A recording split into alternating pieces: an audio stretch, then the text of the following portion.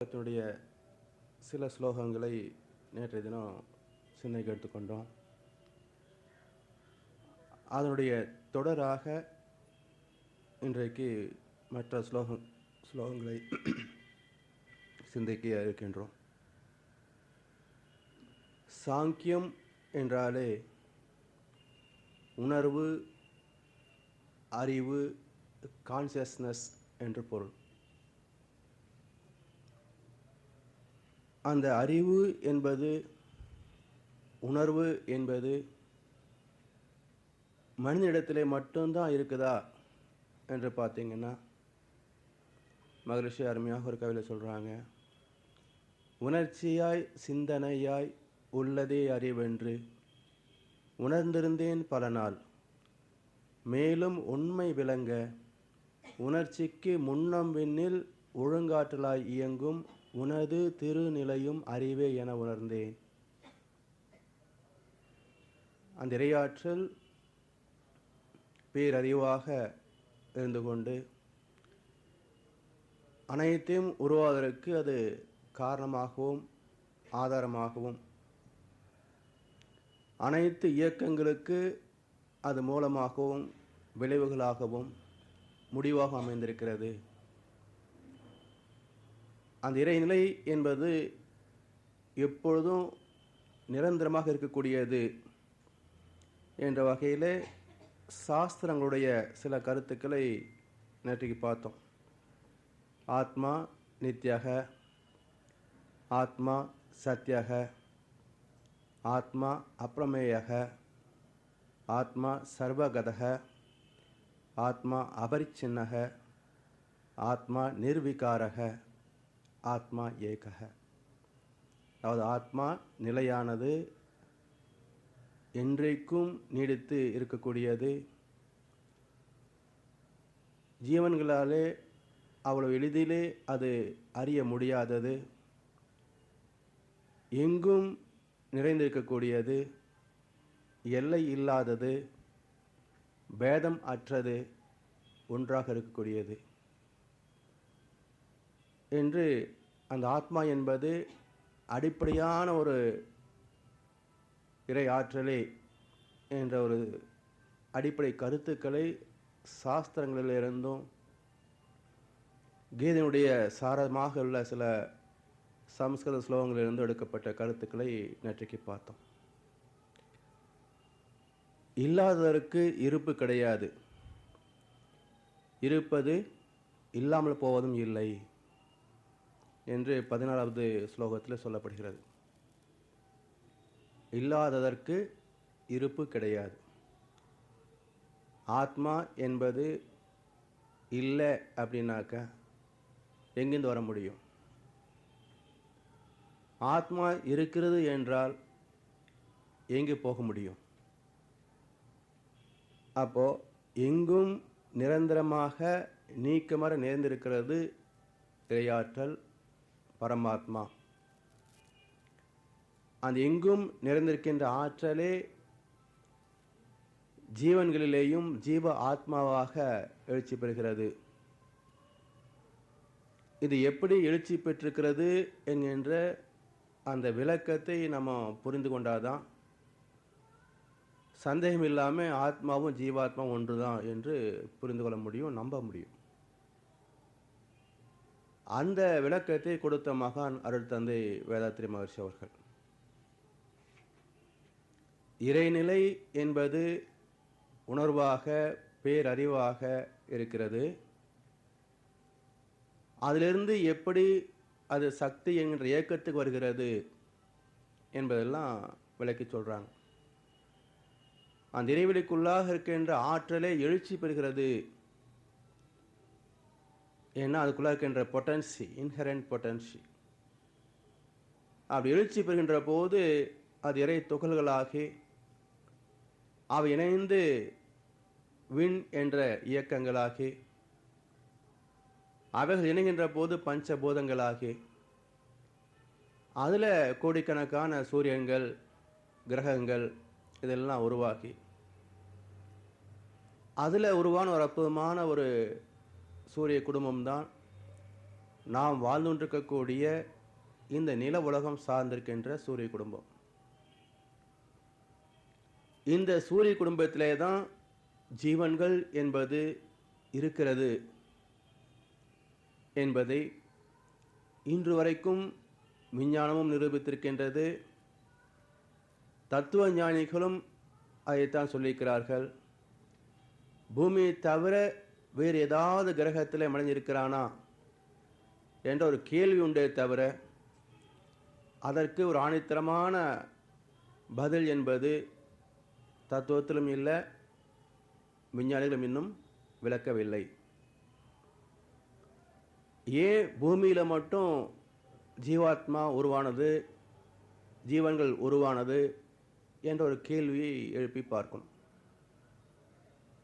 இந்த பூமியிலே உள்ள பௌதிக அமைப்பு விசேஷமானது. இந்த பூமியுடைய மைய பகுதியில் நெருப்பு இருக்குது, கெட்டி பொருளெல்லாம் இருக்குது, மண் கற்கள் எல்லாம் இருக்குது.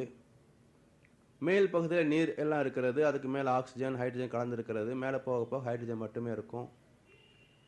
இந்த 4 பௌதிகத்திற்கும் ஊடாக உள்ளது விண் என்கின்ற அடிப்படையான ஆற்றல்.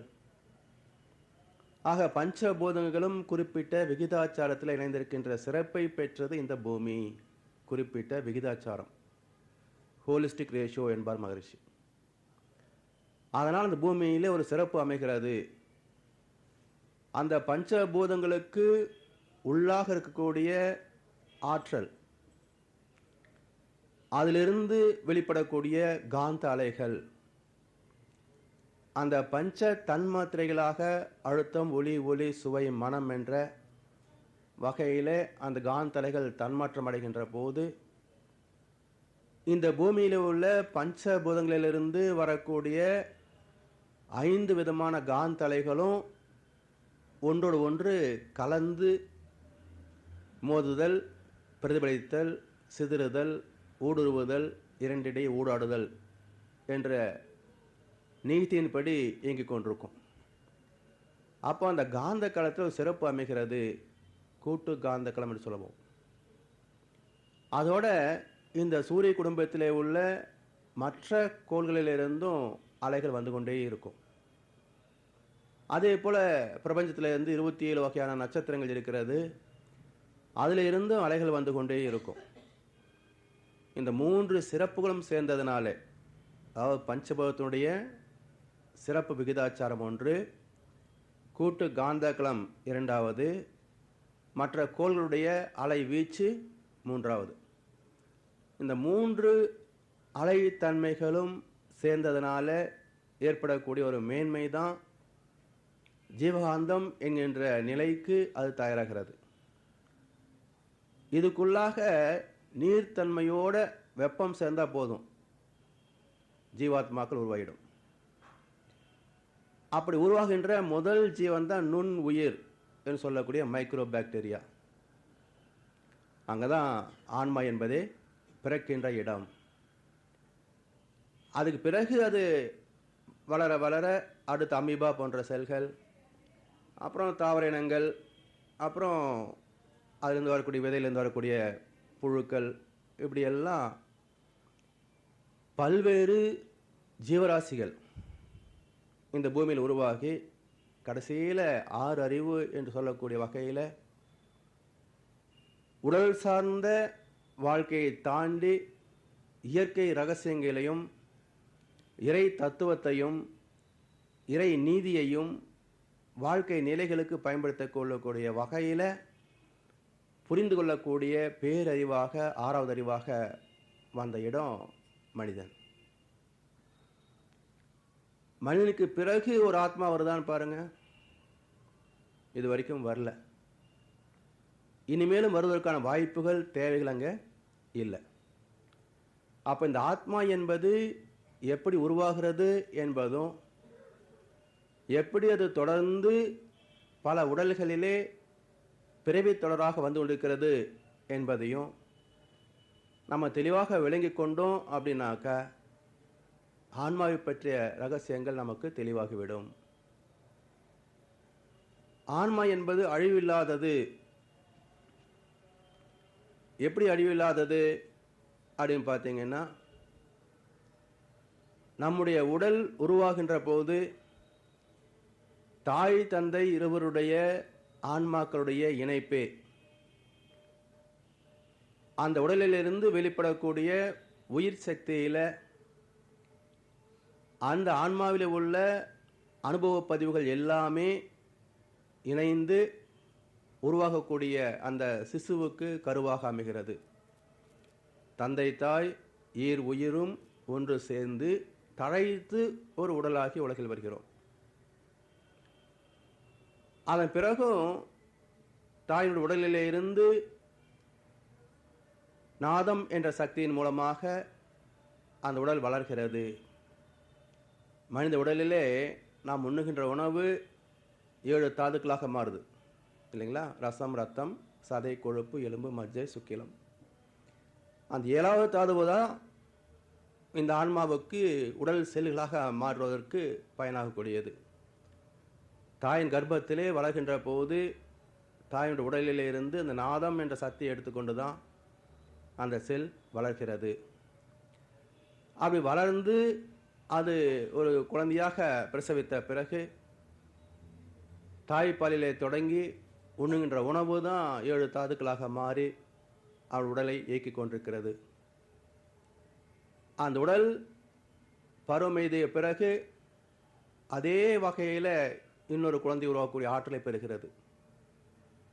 அப்போ வாழ்கின்ற மனிதர்களிலே இந்த ஆத்மா என்பது உடல் மூலமாக தொடர்ந்து குழந்தைகள் என்ற வகையிலே தலைமுறைகளை உருவாக்கி கொள்கிறது. அப்போ குழந்தைகள் பிறந்த பிறகு நாம் பல காலம் இருக்கிறோம், அப்புறம் செத்து போகிறோம். அப்போது குழந்தைகள் பிறந்த பிறகும் நம்முடைய ஆன்மா நம்மிடத்தில் இருக்குதா இல்லை இல்லையா? அப்படி இருக்குது அப்படின்னாக்கா நம்ம செத்து போனதுக்கப்புறம் என்ன ஆகும்? இது இன்னொரு குழப்பமான ஒரு கேள்வி. அதைத்தான் மகரிஷி அவர்கள் இந்த ஆன்மா இந்த உடலிலே வாழ்கின்ற காலத்திலேயே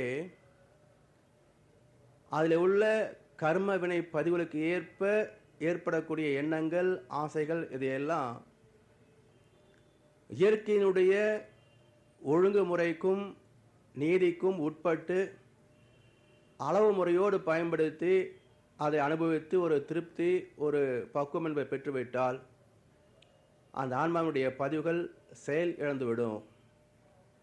அப்போ மீண்டும் ஒரு உடல் அதுக்கு தேவைப்படாது.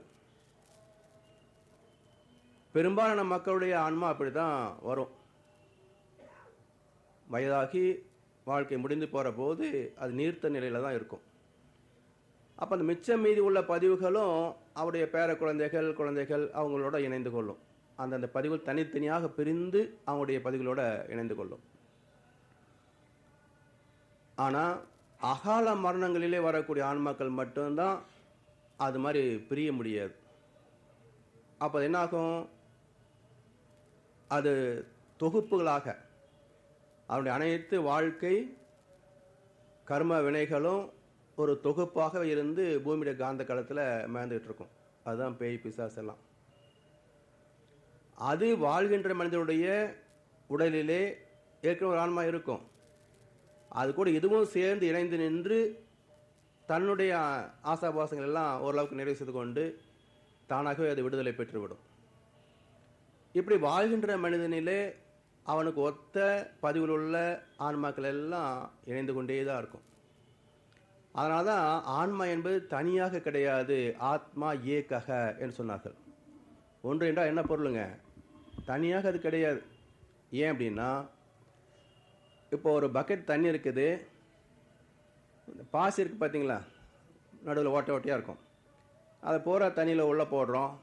இப்போ என்னாகும்? கொஞ்ச நேரத்தில் அந்த ஓட்டைக்கு உள்ளாக நீர் உள்ளே போயிடும். இப்போ அத்தனை பாசியும் தண்ணியில் மேந்துக்கிட்டு இருக்கும். ஒவ்வொரு பாசியோட துவாரத்தின் வழியாக நீர் கோர்க்கப்பட்டிருக்கும். இப்போ அத்தனை பாசிகளும் நீரால் இணைக்கப்பட்டிருக்கிறது என்று சொன்னால் தவறா?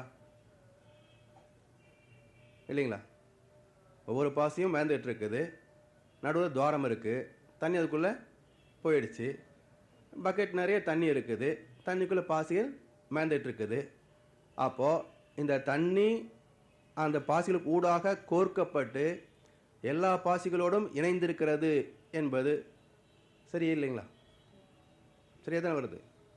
அது மாதிரி ஒவ்வொரு மனித உடலிலேயும் இந்த ஆன்மா என்பது தனித்திருந்தாலும் இந்த பூமியுடைய காந்த களத்தோடு இணைந்திருப்பதனால அனைவருடைய ஆன்மாக்களும் அந்த தொடர்போடு தான் இருக்கும், லிங்க் இருந்துக்கிட்டே தான் இருக்கும்.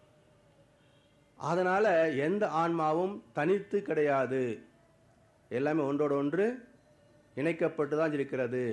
அதனால தான் ஆத்மா ஏகக, ஆத்மா ஒன்றே தான்.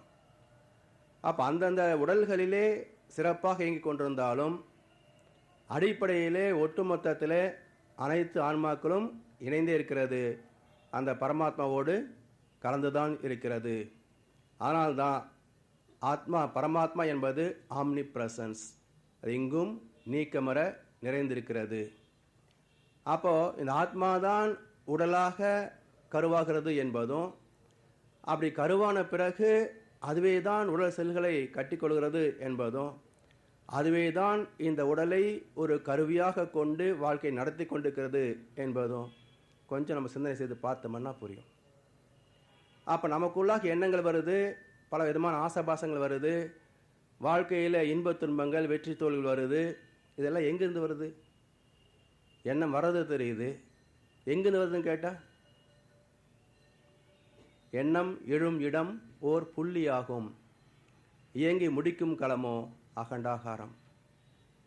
அப்போ அந்த ஒரு புள்ளி தான் நம் உடலுக்குள்ளாக மையத்தில் இருக்கக்கூடிய ஆன்மா. அதனால் அந்த மையத்தில் இருக்கக்கூடிய அந்த புள்ளியில் எத்தனை விதமான கர்ம வினைகள் அடங்கியிருக்கிறது அப்படின்னு பார்த்தீங்கன்னா, நம்ம கம்ப்யூட்டர் சிப்புக்கெல்லாம் ஒரு கெப்பாசிட்டி உண்டு, இத்தனை ஜிபி எம்பி எல்லாம் கணக்கு இருக்கும். அது நிறைஞ்சு போச்சுன்னா நோ ஸ்பேஸ், அதுக்கு மேலே உள்ள நீங்கள் பதிவு செய்ய முடியாது. ஆனால் நம்முடைய சிப் பார்த்தீங்கன்னா காஸ்மிக் சிப்புங்க, அன்லிமிட்டெட் கெப்பாசிட்டி. இது எவ்வளோ வேணால் உள்ளே போடலாம், நோ ஸ்பேஸ் ப்ராப்ளமே கிடையாது. அப்போது பிரசவமாகிற வரைக்கும் உள்ள சஞ்சித கர்மா என்பது மிகப்பெரிய மூட்டை. நேற்று பார்த்தோம். பிறந்த பிறகு 3 வயதிலிருந்து இன்று வரைக்கும் செய்த சொந்த பதிவுகள் பிரார்த்த கர்மாவும் ஓரளவுக்கு இருக்கும். அந்த 3 வயது வரைக்கும் ஏன் பதிவுகள் இல்லை என்ற கேள்வியும் நம்ம போடணும். மூளை என்ற ஒரு இயக்கம் இருந்தால் தான் பதிவு என்பது உள்ளே போக முடியும். அப்போ பிரசவத்தில் ஆகிற வரைக்கும் தாயுடைய கர்ப்பத்தில் இருக்கிற போது தாயுடைய மூளையையே பயன்படுத்தி கொண்டு அது பதிவுகளை எடுத்துக்கொள்கிறது. அதை நேற்று தினம் பார்த்தோம். அபிமன்யுடைய கதாபாத்திரத்தை வச்சு ஒட்டி கரு தாயுடைய கர்ப்பத்திலே வளர்கின்ற காலத்திலேயே பதிவுகளை ஏற்றுக்கொள்கிறது, அனுபவங்களை பெறுகிறது என்ற கருத்தை பார்த்தோம். பிறந்த பிறகு அதுக்கு அந்த டிஸ்கனெக்ட் ஆகிடும், தாயுடைய இணைப்பு என்பது இருக்காது. சுயமாக பதிவுகள் ஏற்கனவே சொன்னாக்க மூளை செல்கள் கட்டி முடித்தா தான் ஏற்றுக்கொள்ள முடியும். அப்போ உச்சியிலே மூளை செல்கள் கட்டி முடிக்கின்ற வரைக்கும் ஒரு 2.5-3 வயசு வரைக்கும் அதுக்கு சுயமான பதிவுகள் கிடையாது, அனுபவங்கள் கிடையாது. அதனால் அந்த காலம் ஏன் இறைவன் கொடுத்தான்னு பார்த்தீங்கன்னா, அதுதான் குழந்தையும் தெய்வமும் ஒன்று என்று சொல்லக்கூடிய காலம். அப்போ குழந்தைக்கு என்ன தெரியும்? விருப்பு வெறுப்பு ஒன்றுமே தெரியாது. தான் ஏழை என்ற குழந்தைக்கு தெரியுமா? ஒரு குழந்தைகிட்ட நீ ஏழைன்னு சொல்லுங்க, வருத்தப்படுமா? இல்லை நீ பெரிய ஜாதி எப்படி சொல்லுங்க, சந்தோஷப்பட்டுக்குமா? ஒன்றும் தெரியாது. அது பிரம்மம். அப்போது மனிதனும் அதே நிலையில் வாழ்க்கையை தொடங்குகின்றான். ஆனால் வளர வளர பெறுகின்ற அனுபவங்களிலே அந்த இறை இன்பத்தை தவற விட்டு விடுகிறான். அதனால் எந்த ஒரு மனிதனும் கொஞ்சம் தன்னுடைய சரித்திரத்தை திருப்பி பார்த்தான் அப்படின்னாக்க நிச்சயமாக வாழ்க்கையை புரிந்து கொள்ள முடியும், இயற்கையை புரிந்து கொள்ள முடியும், இறை தத்துவத்தை புரிந்து கொள்ள முடியும். இவை அனைத்தையும் முறையாக பயன்படுத்தி தன்னுடைய வாழ்க்கையில் மேன்மைப்படுத்தி கொள்ள முடியும். அதனால தான் அர்ஜுனன் கேட்டது என்னன்னு பார்த்தீங்கன்னா, இந்த சிக்கலில் இருந்து எனக்கு தீர்வு என்ன என்று கேட்குறான். இப்போ சாதாரணமாக ஒருத்தர் ஏதோ பிரச்சனைக்கு வர்றார், குடும்பத்திலையோ ஏதோ மனசுலையோ சங்கடம், இது மாதிரி பிரச்சனை இருக்குது, என்ன பண்ணலான்னு கேட்க வர்றார். இங்கே வாங்க உட்காருங்க. ஆத்மான்னு ஒன்று இருக்குது நம்ம உடம்புக்குள்ளே. அது எப்படி வந்து தெரியுமான்னு கேட்டால் என்ன சொல்லுவான்? என் பிரச்சனை சொன்ன இல்லை ஞாபகம் இருக்கா? அதை விட்டு போய் நீ எதையோ பேசிக்கிட்டு இருக்கிறீங்க தானே கேட்போம். அப்போ அர்ஜுன் அது மாதிரி கேட்குற ஒரு இடத்துல, கிருஷ்ணா என்னுடைய பிரச்சனை நமக்கு ஞாபகம் இருக்குதா? நீ பாட்டுக்கு என்னென்னோ சொல்லிகிட்டு இருக்கேன், ஒன்றும் புரிய மாட்டேங்குது. ஏற்கனவே நான் கவலையில் இருக்கிறேன். நீ சொன்ன விஷயம் வேறு ரொம்ப ஆழமாக இருக்குது. இப்போ எனக்கு அடிஷனலாக ஒரு கவலை, இதை புரிஞ்சிக்க முடியலேன்னு. அதனால் போட்டு எனக்கு குழப்பாத, எது தெளிவானதோ அதை சொல்லு என்று கேட்பான். அப்போது ஏன் வியாச பகவான் அர்ஜுன விஷாதத்தை அடுத்து மிக உயர்ந்த ஆழமான ஆத்மாவை பற்றிய ஒரு தத்துவத்தை எடுத்திருக்கிறார் அப்படின்னு பார்த்தீங்கன்னா, இதுதான் மூலம். இதை புரிந்து கொள்ளவில்லை என்றால் வாழ்க்கை எந்த அனுபவங்களையும் புரிந்து கொள்ள முடியாது, எந்த தத்துவங்களை புரிந்து கொள்ள முடியாது, வாழ்க்கையிலே சந்திக்கின்ற வெற்றி தோல்விகளுக்கான காரண காரியங்களை புரிந்து கொள்ள முடியாது. அதனால் ஆத்ம தரிசனம் என்பது தான் அடிப்படையானது. அதனால் அந்த ஆத்மாவை பற்றிய விளக்கத்தை ஒரு மனிதன் தெளிவாக பெற்றால்தான் அடுத்த வாழ்க்கை ரகசியங்களையும் தத்துவார்த்தங்களையும் புரிந்து கொள்ள முடியும் என்பதனால 2வது அத்தியாயமே சாங்கிய யோகம் என்று ஆத்ம தரிசனத்தை பற்றிய விளக்கத்தை கொடுக்குறாங்க. இந்த ஆத்மா இப்போ சொல்கிற போது அந்த ஆத்மா என்றைக்கும் நீடித்து நிலைத்திருப்பது என்பதனால அடுத்த ஸ்லோகத்தை சொல்றார், அழியா பொருளை அழிக்க யாருக்கும் இயலாது. அதுவே என்றைக்கும் இருக்கக்கூடியது. அப்போ யார் அதை அழிக்க முடியும்? யாராவது அழிக்க முடியுமா? அப்போ எதை அழிக்கிறோம்? மனிதன் இன்னொரு ஜீவனையோ மனிதனையோ கொள்கிறான் அப்படின்னாக்க எதை கொலை செய்ய முடியும்? அந்த கொலை என்ற வார்த்தைக்கு மிக அருமையான அர்த்தம் இருக்குங்க. சாதாரணமாக நம்ம ஒரு உயிரை நீக்குவது கொலை என்று சொல்லுவோம். ஆனால் இன்னும் கொஞ்சம் ஆழமாக அந்த வார்த்தையை சிந்தனை செய்து பார்த்தோம்னு சொன்னால், கோ என்ற ஒரு வார்த்தை உண்டு. ஒரே எழுத்து தான்.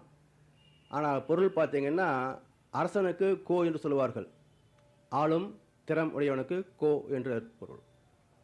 இந்த பிரபஞ்சத்தை ஆண்டு கொண்டிருக்கின்ற இறைவனுக்கும் கோ என்ற பொருள் உண்டு.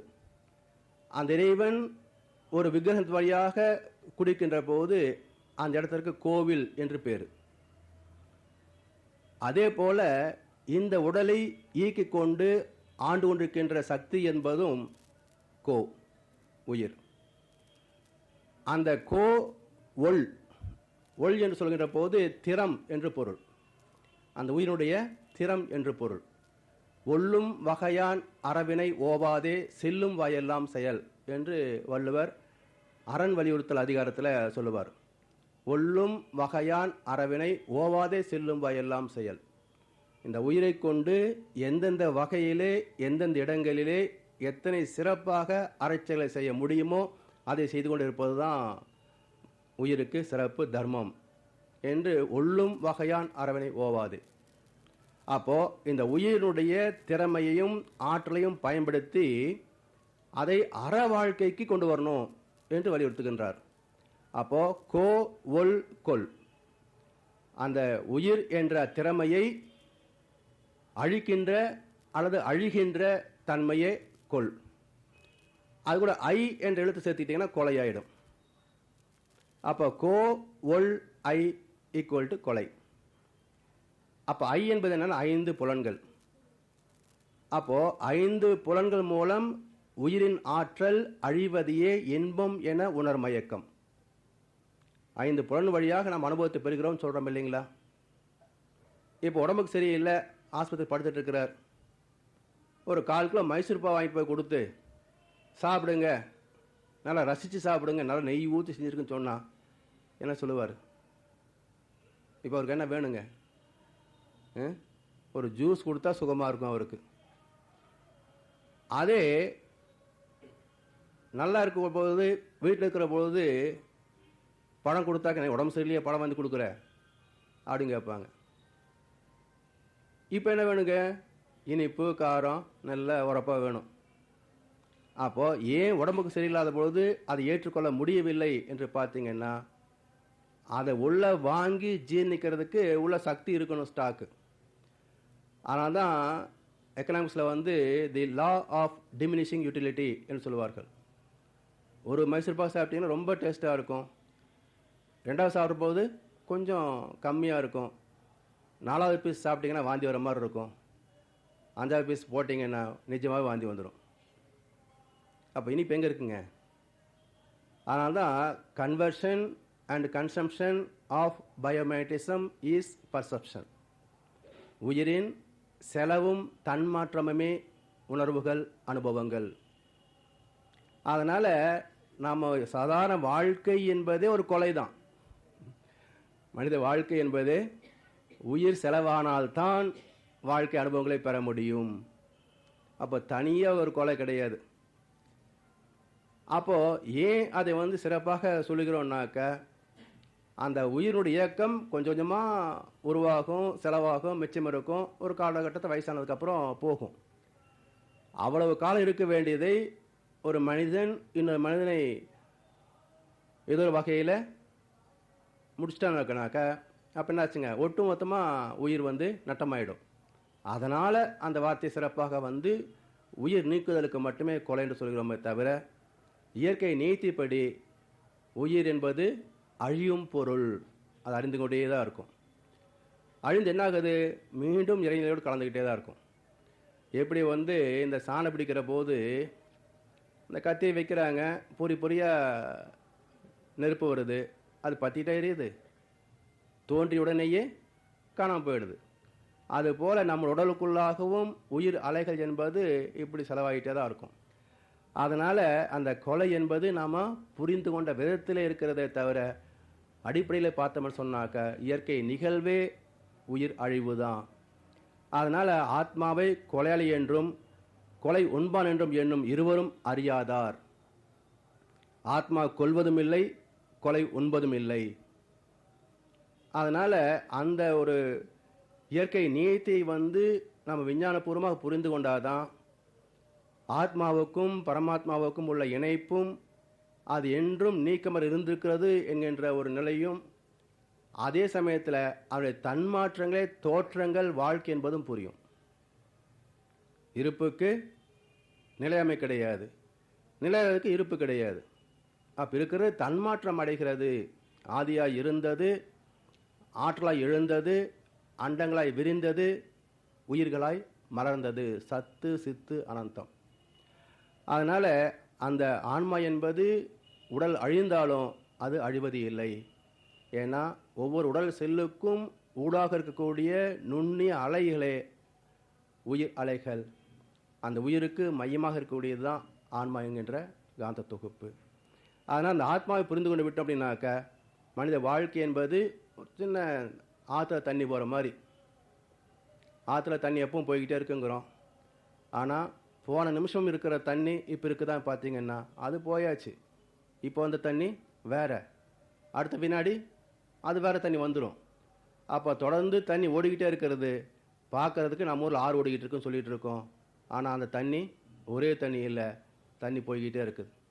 அதுபோல் இந்த உடலுக்குள்ளாக உயிர் என்பது வந்துக்கிட்டும் போய்கிட்டும் தான் இருக்கும். அது நமக்கு தெரியாததுனால உயிர் இருக்குதுன்றும் கொலையாயிடுச்சுன்றும் நம்ம சொல்லுகிறோமே தவிர, இன்றைக்கு விஞ்ஞானமே அதையெல்லாம் நிரூபித்து கொண்டிருக்கிறது. அதனால் ஆத்மாவை அறிந்து கொள்கின்ற போது மனிதனுக்கு வந்து யாரையும் கொல்வதோ கொலை செய்யப்படுவதோ என்பது இல்லை என்ற கருத்து கொஞ்சம் கஷ்டமான கருத்து தான். இருந்தாலும் கொஞ்சம் ஆத்மார்த்தமாக சிந்தனை செய்து பார்த்தா தான் இது கொஞ்சம் புரிந்து கொள்ள முடியும்.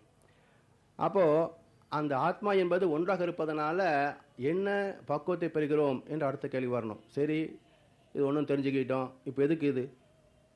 நம்ம பிரச்சனைக்கும் வாழ்க்கைக்கும் பரமாத்மாவும் ஜீவாத்மா ஒன்றா இருந்தால் என்ன, நாளாக இருந்தால் என்ன, இது என்ன நமக்கு பிரச்சனை தீர்க்க போகுது என்று பார்த்தீங்கன்னா, அதுக்கு ராமகிருஷ்ண பரமஹம்சர் அருமையாக ஒரு கதையை சொல்கிறார். ஒரு சாது அவர் பிச்சைக்கு போயிருக்கிறார். வழியில் யாரோ ஒருத்தரை அடிச்சுக்கிட்டு இருக்கிறாங்க. எப்போ அவரை போய் கஷ்டப்படுத்துகிற அப்படின்னு இவர் சமாதானம் பண்ண போக இவர் திருப்பி சாத்திட்டாங்க. அவர் மயக்கமாக கீழே வந்துட்டார். அப்புறம் சிஷ்யர்களெல்லாம் சாமி தேடிட்டு போயிட்டு கடைசியில் அவரை பார்த்து தூக்கிட்டு வந்து ஆசிரமத்தில் சேர்த்து அவர்களுக்கு பணிவிடையெல்லாம் செய்கிறாங்க. அவர் லேசாக மயக்கம் தெளிஞ்சு கண்ணை திறந்து பார்க்குறாரு. சாமி உங்களுக்கு யார் பணிவிடை செஞ்சுக்கிட்டு இருக்காங்க தெரியுதா, எங்களெல்லாம் அடையாளம் தெரியுதா அப்படின்னு கேட்குறாரு. அப்போ அந்த சாமி சொல்கிறாரு, எந்த கை என்னை அடித்ததோ அந்த கை எனக்கு இப்பொழுது பணிவிடை செய்து கொண்டிருக்கிறது என்று சொல்கிறார். எந்த கை என்னை அடித்ததோ அதே கை இப்போ பணிவிடை செய்கிறது.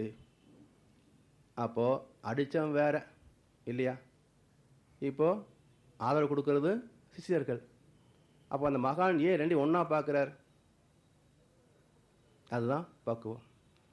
அப்போது எல்லோரையும் ஒன்றாக பார்ப்பது, அப்படி பார்க்கின்ற போது மனதுக்கு அந்த பேலன்ஸ் ஸ்டேட் ஆஃப் மைண்ட் வரும். சமநிலை என்பது மனதிலே வந்துவிடும். அந்த சமநிலை வந்துவிட்டால் குழப்பம் இருக்காது. குழப்பம் இல்லைன்னா தெளிவு இருக்கும். தெளிவு இருந்ததுன்னு சொன்னால் வாழ்க்கையிலே எதை செய்கிறோம், ஏன் செய்கிறோம், எதற்காக செய்கிறோம், எப்படி செய்ய வேண்டும், என்ன விளைவு வரும், இந்த கேள்விக்கெல்லாம் பதில் தெரியும். அந்த பதில் தெரிஞ்சு செஞ்சோம்னா துன்பங்கள் இருக்காது. அப்போது ஏன் மனிதனுக்கு ஆத்மாவை பற்றிய ஒரு ஞானம் வேண்டும் என்றால், வாழ்க்கையிலே உள்ள மேடு பள்ளங்களை சந்திப்பதற்கு மனிதனுக்கு ஸ்திரத்தன்மை வேண்டும். அந்த ஸ்திரத்தன்மை கொடுப்பது தான் ஆத்ம ஞானம். அதனால் எல்லா உயிர்களையும் ஒரே மாதிரி பாவனை செய்வதற்கும் அதை மதிப்பு கொடுப்பதற்கும் இறை ஞானம் வேண்டும். அதனால் ஆத்மா ஒன்றாக இருக்கிறது என்று பல இடங்களிலே பல மகான்கள் சொல்லியிருக்கின்றார்கள். இந்த ஆத்மா என்பது நிலையில்லாது என்றும், அது என்றைக்கு இருக்குது என்பதும், அது நீரிலே நனையாதது, நெருப்பிலே பொசுங்காதது, காற்றிலே உலராதது, என்றைக்கும் நீடித்து நிலைத்து இருப்பது என்றும் பல வகைகளிலே பல ஸ்லோகங்களிலே இதை விளக்கி கொண்டே வர்றாங்க இந்த 2வது அத்தியாயத்தில். அடுத்து இன்னொரு கேள்வி வர்றார் கிருஷ்ண பரமாத்மா. சரி, ரொம்ப கஷ்டமாக இருக்குது இந்த டாப்பிக்கே, ஒன்றும் புரிய மாட்டேங்குது. என்னவோ ஆத்மான்ற பரமாத்மான்ற நுணுக்கமாக இருக்குங்கிற, இருக்குதுன்ற இல்லைன்ற. எனக்கு தெரிஞ்சது நான் பிறந்திருக்கிறேன், நான் வளர்ந்துருக்கிறேன், இதே மாதிரி நிறைய பேர் வந்திருக்கிறாங்க, வாழ்ந்துட்டுருக்கிறாங்க. எங்களுக்குள்ள அனுபவங்கள் இருக்குது, சண்டை சச்சரவு இருக்குது, நட்பு இருக்குது, அன்பு இருக்குது, எல்லாம் இருக்குது. இதில் எங்களுக்கு இன்பங்களும் துன்பங்களும் இருக்குது. இப்போது இந்த உடல் அழிப்பதா வேண்டாமன்றது தான் என்னுடைய கேள்வி. அப்போது கிருஷ்ணபரமாத்மா சொல்கிறாரு, சரி நீ உடலையே நான் வச்சுக்கிய, உடலே நான் வச்சுக்க, ஆத்மா பார்த்து உனக்கு தெரிய வேண்டாம், புரிய வேண்டாம், விட்டுரு, இந்த உடம்பு தான் நான் அப்படின்னே வச்சுக்கோ. ஒருவேளை இவ் ஆத்மா என்றும் பிறந்து என்றும் மடிவதென்று வினவாயானால் அப்பொழுதும் பிறந்தோடையாய் அவன் போட்டு நீ வருந்துதல் பொருந்தாது. இந்த உடம்பு பிறக்குது சாகுது அப்படின்னாலும் அப்போ நீ வருத்தப்படுறது அது என்ன இருக்குது? பிறந்தது சாகத்தான் போகுது, செத்தது பிறக்கத்தான் போகுது. அப்போ அது வெறுமனே உடல் அளவிலே நீ வாழ்க்கை என்று எடுத்துக்கிட்டாலும் கூட இந்த உடல் என்பது நிச்சயம் இல்லைன்னு தெரியுது. இல்லை, குழந்தையாக இருந்தோம், வளர்ந்தோம், இப்போது நடுத்தர வயது, அப்புறம் வயதுக்கு பருவம், முடிய போகிறோம். அப்போ பிறந்து இருந்து வளர்ந்து வாழ்ந்து மாற்றமடைந்து சிதைந்து போகின்ற உடலை பற்றி ஏன் நீ வருத்தப்படுற? அப்போ ஆத்மாதான் அழிவில்லாது என்று புரிஞ்சுக்கிட்டாலும் நீ கவலைப்பட வேண்டியதில்லை. உடல் அழிவுடையது என்று எடுத்துக்கொண்டாலும் அழிகின்ற உடலை பற்றி நீ கவலைப்பட வேண்டியதில்லை. அதனால் 2 வகையில் எடுத்துக்கொண்டாலும் சரி, ஆத்மா என்றைக்கும் நீடித்து நிலைத்திருப்பது அழிவு இல்லை என்று எடுத்துக்கொண்டாலும் சரி, இல்லை உடல் என்பது அழிவுக்கு உட்பட்டது என்று எடுத்துக்கொண்டாலும் சரி, 2 வகையிலையும் உன்னுடைய கட்டுப்பாட்டுக்குள் எதுவுமே கிடையாது. அப்படியே அதுக்காக வருத்தப்படுற என்று அவனுடைய விசனத்தை நீக்குவதற்காக கிருஷ்ண பரமாத்மா பல முயற்சிகளை எடுத்து விளக்கங்களை சொல்லி சொல்லி இந்த ஆத்மாவுடைய தன்மைகளையும் அது இந்த உடலுக்குள்ளாக இருக்கக்கூடிய இயக்க நீதிகளையும் வாழ்க்கையிலே அதுவே நமக்கு இன்பத்துன்பாக வரக்கூடிய அந்த அறிவின் இயக்க சிறப்பையும் பல வகைகளில் விளக்கியிருக்கிறார்.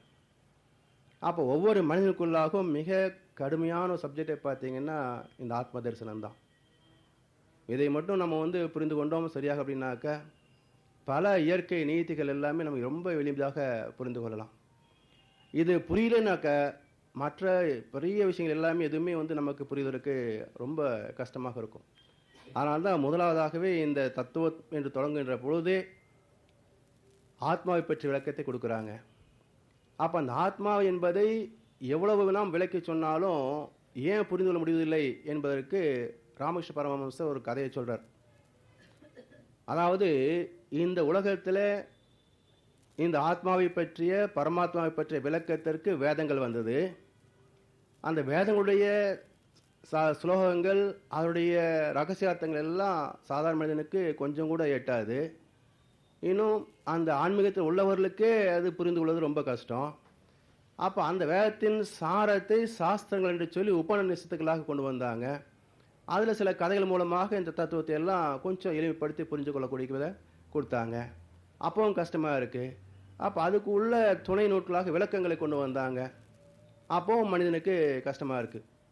அப்போது இந்த ஆத்மாவை பற்றி எத்தனை வந்திருக்குன்னு சொன்னால் வேதங்கள், புராணங்கள், இதிகாசங்கள், உபனிஷத்துக்கள், கிரந்தங்கள், பாஷ்யங்கள், எத்தனை வார்த்தை வருதுங்க, எல்லாம் இருக்குது. என்ன புரிஞ்சு போச்சு? ஒன்றும் புரியல. அதனால் அவர் சொல்கிறாரு, இதெல்லாம் எப்படி இருக்குன்னா, எத்தனையோ பேர் காலங்காலமாக வேதங்களுக்கு வியாக்கியானம் பண்ணுறாங்க, கீதைக்கு வியாக்கியானம் பண்ணுறாங்க, இன்னும் ராமாயண மகாபாரதத்துக்கெல்லாம் சொற்பொழிவு நடத்துகிறாங்க. அப்படி எத்தனையோ பேர் இந்த வேதங்கள், புராணங்கள், இதிகாசங்களை பற்றி எல்லாம் பேசியிருக்கிறார்கள். அதனால் இதெல்லாம் என்னாச்சுன்னு பார்த்தீங்கன்னா, வாயிலே போட்டு துப்பிய உணவை போல எச்சிலாகி விட்டது என்றே சொல்லலாம். ஆனால் எங்கும் நிறைந்த ஈஸ்வர பிரேமையோ அப்படி ஒருபோதும் எச்சிலாக்க முடியாதது. காரணம், அந்த ஈஸ்வர பிரேமையை உணர்ந்தவாறு சொல்ல முடியாது. அதுதான் கஷ்டம்.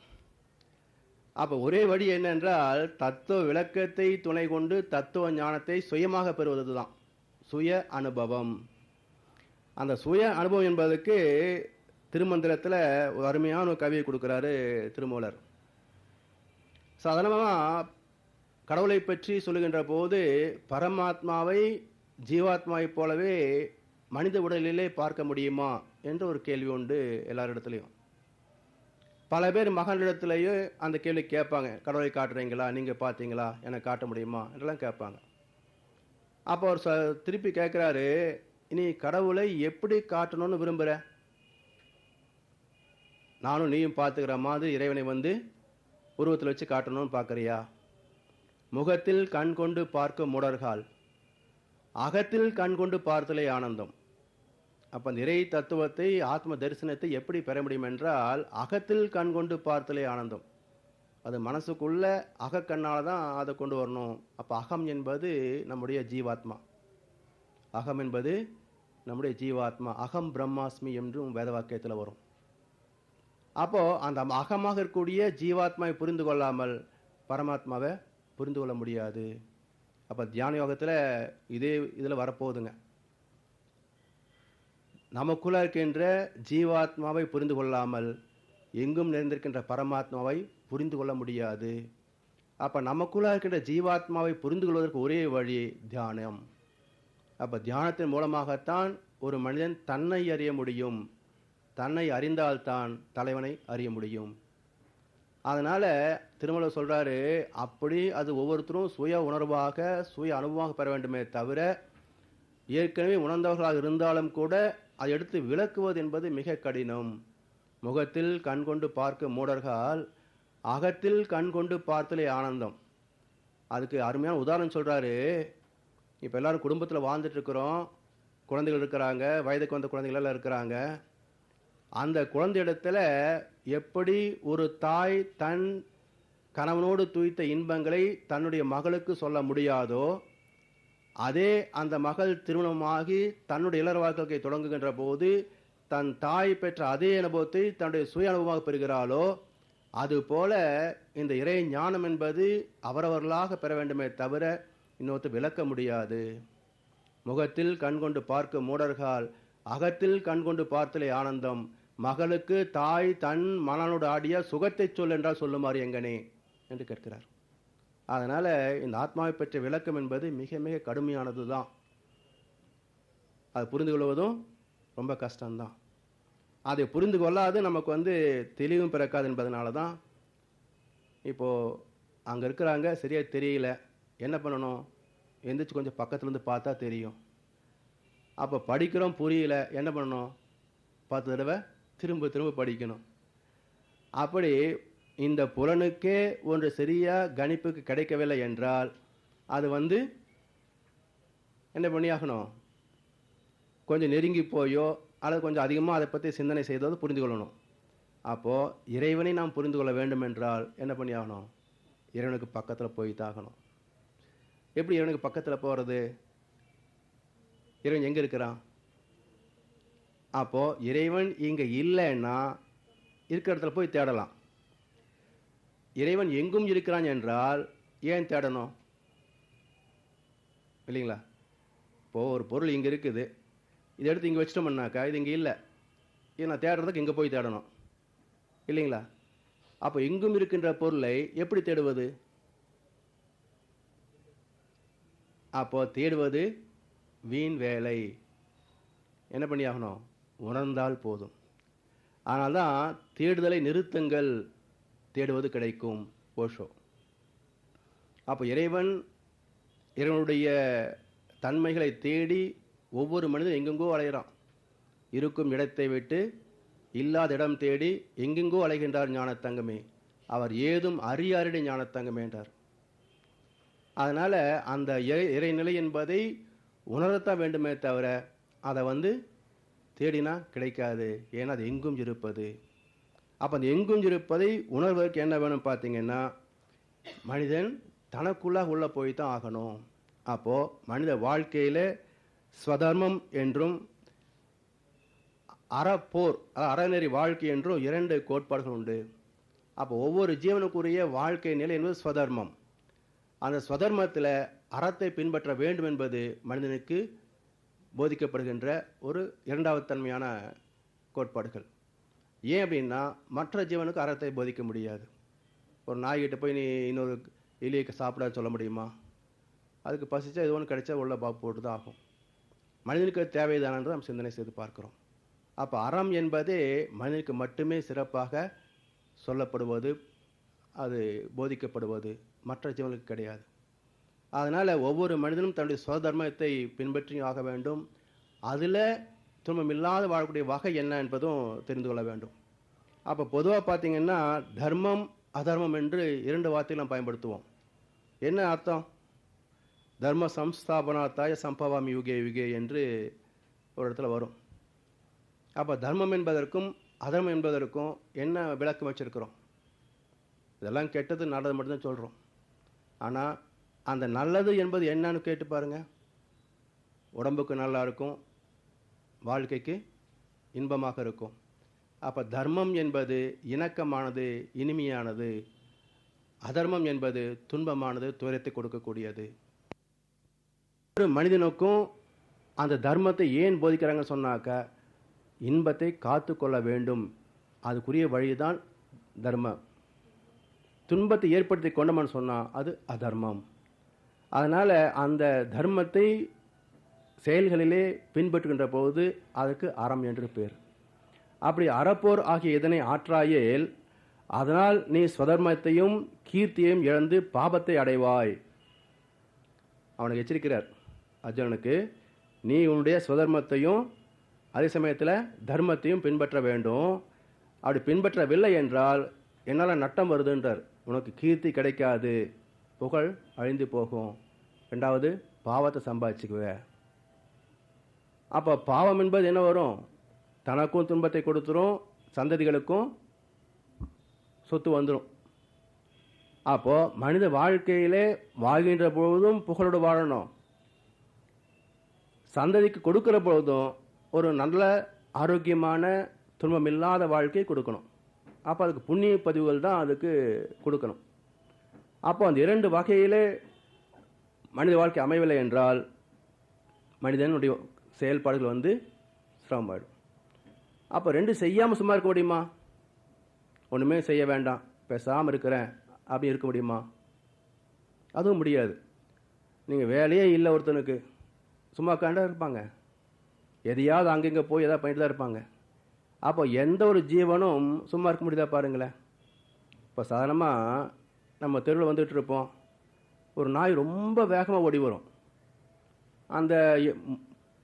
அந்த தெரு முனை வரைக்கும் போன உடனே அப்படி திரும்பி பார்க்கும், எந்த பக்கம் போகிறதுன்னு ஒரு டெசிஷன் எடுக்கும். உடனே இந்த பக்கம் திரும்பி ஒருன்னு ஓடும். அங்கே போய் நாக்கத்தவங்க போய் படுத்துக்கும். நாய்க்கு நிற்க நேரம் இல்லை, செய்ய வேலை இல்லைம்பாங்க இல்லையா? அதுக்கு என்ன வேலை இருக்குங்க? ஆனால் போகிற ஸ்பீடு பார்த்தீங்கன்னா கொஞ்சம் லேட்டாக போனால் அங்கே இன்னும் ஆகிடு போகிற மாதிரி. இது மாதிரி நாமளும் பொழப்பு நடத்தோம்னா அந்த பொழப்புக்கு நாய் பொழப்புன்னு பேருங்க.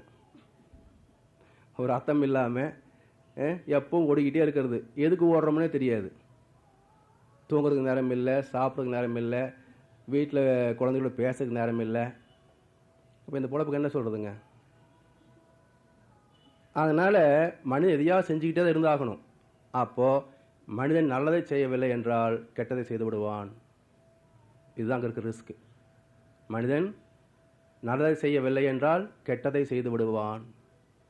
அப்போது அகத்தாய்வு பயிற்சிகள் சொல்கிறதெல்லாம் ஏதோ நம்ம கற்றுக்குறோன்றது ஒரு பக்கம் இருக்கட்டுங்க. அந்த பயிற்சியில் 2 நாள் இங்கே வந்து உட்காந்துக்கிறோம் இல்லையா? அந்த 2 நாள் இங்கே உட்கார்றதுனால நாம் கெட்டதை செய்யலை இல்லையா? அப்போ 7 நாளில் 2 நாள் கெட்டதை செய்யாமல் இருக்க நம்ம வாய்ப்பு கிடைக்குது இல்லையா? அப்போ ஏன் அகத்தாய்வு பயிற்சி மறுபயிற்சி வரக்கூடாது இல்லைங்களா? அதனால் மனிதனுக்கு 2 சாய்ஸ் தான். ஒன்றா கெட்டது செய்யு, இல்லை நல்லது செய்யு. 2 செய்யாமல் சும்மா இருக்கிறது ரொம்ப கஷ்டம். அப்போது நல்லதை மட்டுமே செய்கிறதுக்கு அதுக்கு கர்ம யோகம். அதுக்கு உதாரணம் கர்ணன். கெட்டதை செய்யாமல் இருக்கிறது நிசித்த கர்மா. அதுக்கு விகர்ணன் என்று பேர். கெட்டதை செய்ய மாட்டான். ஒன்றுமே செய்யாமல் இருந்தால் என்ன பண்ணணும்? தூங்கிட்டு இருக்கணும். அதுக்கு கும்பகர்ணன் பேர். அப்போ கர்ணன், விகர்ணன், கும்பகர்ணன் 3 வார்த்தைக்கு அர்த்தத்தை பார்த்தீங்கன்னா சரியாக இருக்கும். அதனால் மனிதனுடைய இயற்கை நீதியே இயங்கியே ஆக வேண்டும், சும்மா இருக்க முடியாது. அப்படி இயங்குகின்ற போதையே நல்லதாக செஞ்சு போகிறது தானே. எதுக்கு கெட்டதை செஞ்சுக்கிட்டு நாமளும் உடம்புக்கு எடுத்துக்கிட்டு மனசுக்கு எடுத்துக்கிட்டு மற்றவங்களுக்கும் துன்பத்தை கொடுத்துக்கிட்டு நம்முடைய சந்ததிக்கே நாளைக்கு துன்பம் வருவதற்கான பதிவுகளை கொடுத்துட்டு போகிறோம். அதனால தான் மனிதனுக்கு ஸ்வதர்மம் என்பதும் அந்த ஸ்வதர்மத்தை பின்பற்றுகின்ற போது அதில் அறம் இருக்க வேண்டும் என்பதும் போதிக்கப்படுகிறது. அப்படி தவறுகின்ற போது என்னெல்லாம் வருதுன்னு பார்த்தீங்கன்னா, புகழ் அழிகிறது, பாவத்தை சம்பாதித்துக் கொள்கின்றோம். அடுத்து சொல்கிறாரு, மானுடர் உன்னை யாண்டும் இகழ்ந்து பேசுவார்கள், போற்றுதலுக்கு உரிய ஒருவன் தூற்றப்படுவதை விட இறப்பது சிறப்பே என்று அவனை பயமுறுத்துகிறார். அடுத்ததாக இந்த யுத்தம் ஏற்கனவே குருட்சேத்திரம் என்றால் மனித உடல். குருட்சேத்திர யுத்தம் என்பது நம்முடைய உடலுக்குள்ளாக அறிவுக்கும் மனதுக்கும் தெய்வத்துக்கும் அசுரத்தன்மைக்கும் விளக்கத்திற்கும் பழக்கத்திற்கும் இடையே நடக்கின்ற யுத்தமே நம்முடைய மனதில் நடக்கின்ற எண்ணங்கள் இல்லைங்களா? அப்போ அந்த யுத்தம் என்பதில் ஒன்று அதில் போராடி போராடி வாழ்ந்து ஒன்றா ஜெயிக்கிறோம், அல்லது கடைசி வரைக்கும் ஜெயிக்க முடியாமல் செத்து போகிறோம். 2 இருக்கா இல்லைங்களா? அப்போ வாழ்நாள் முழுவதும் நம்ம மனசுக்குள்ளே எண்ணங்கள் வருது. ஒன்று நல்லதாக இருக்குது, ஒன்று கெட்டதாக இருக்குது. எதை நாம் செய்கிறோம் என்பது அங்கே அப்பப்போ சந்தர்ப்ப சூழ்நிலை தேவை பழக்கம் இதை பொறுத்தது. அப்போது நல்லது செய்தாலும் அப்போ ஜெயிச்சிடுறோம், கெட்டது செய்கிற போது தோற்று போகிறோம். அந்த கெட்டது செய்யறதுக்குரிய விளைவை நம்முடைய வாழ்க்கையிலே சந்திக்கலாம், அல்லது சந்ததி வாழ்க்கையிலையும் போகும். நம்முடைய வாழ்க்கையில சந்திக்கின்ற போது என்னதுங்க, அன்றைக்கி இது தப்புன்னு தெரியுமில்ல, அப்புறம் ஏன் செஞ்சேன்னு நம்முடைய அறிவு கேட்கும். இப்போ என்னாச்சுங்க, இனிமேல் தப்பு செய்யக்கூடாதுன்னு நினைக்குது.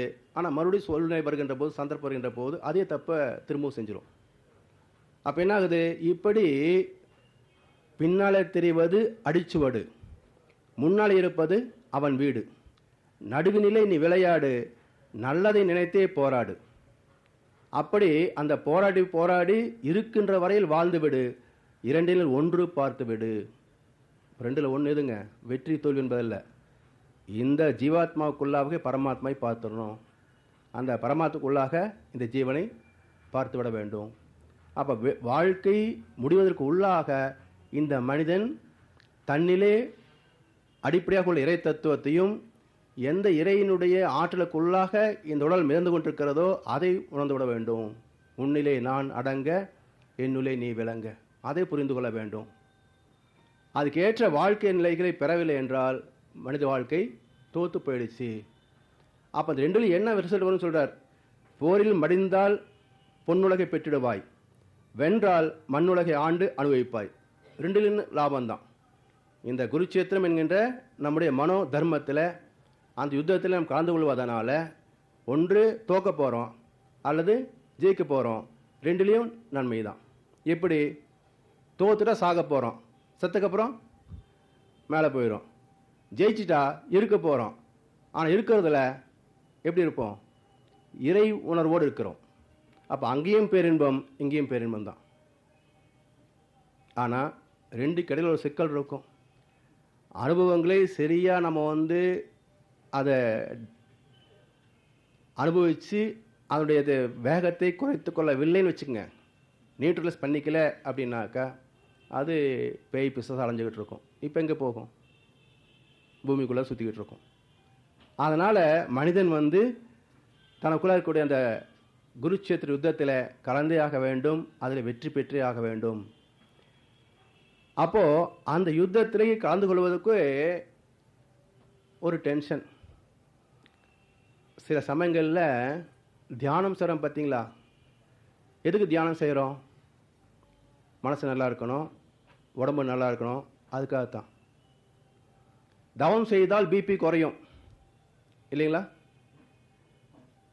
தவம் செஞ்சால் பிபி ஏறுமா?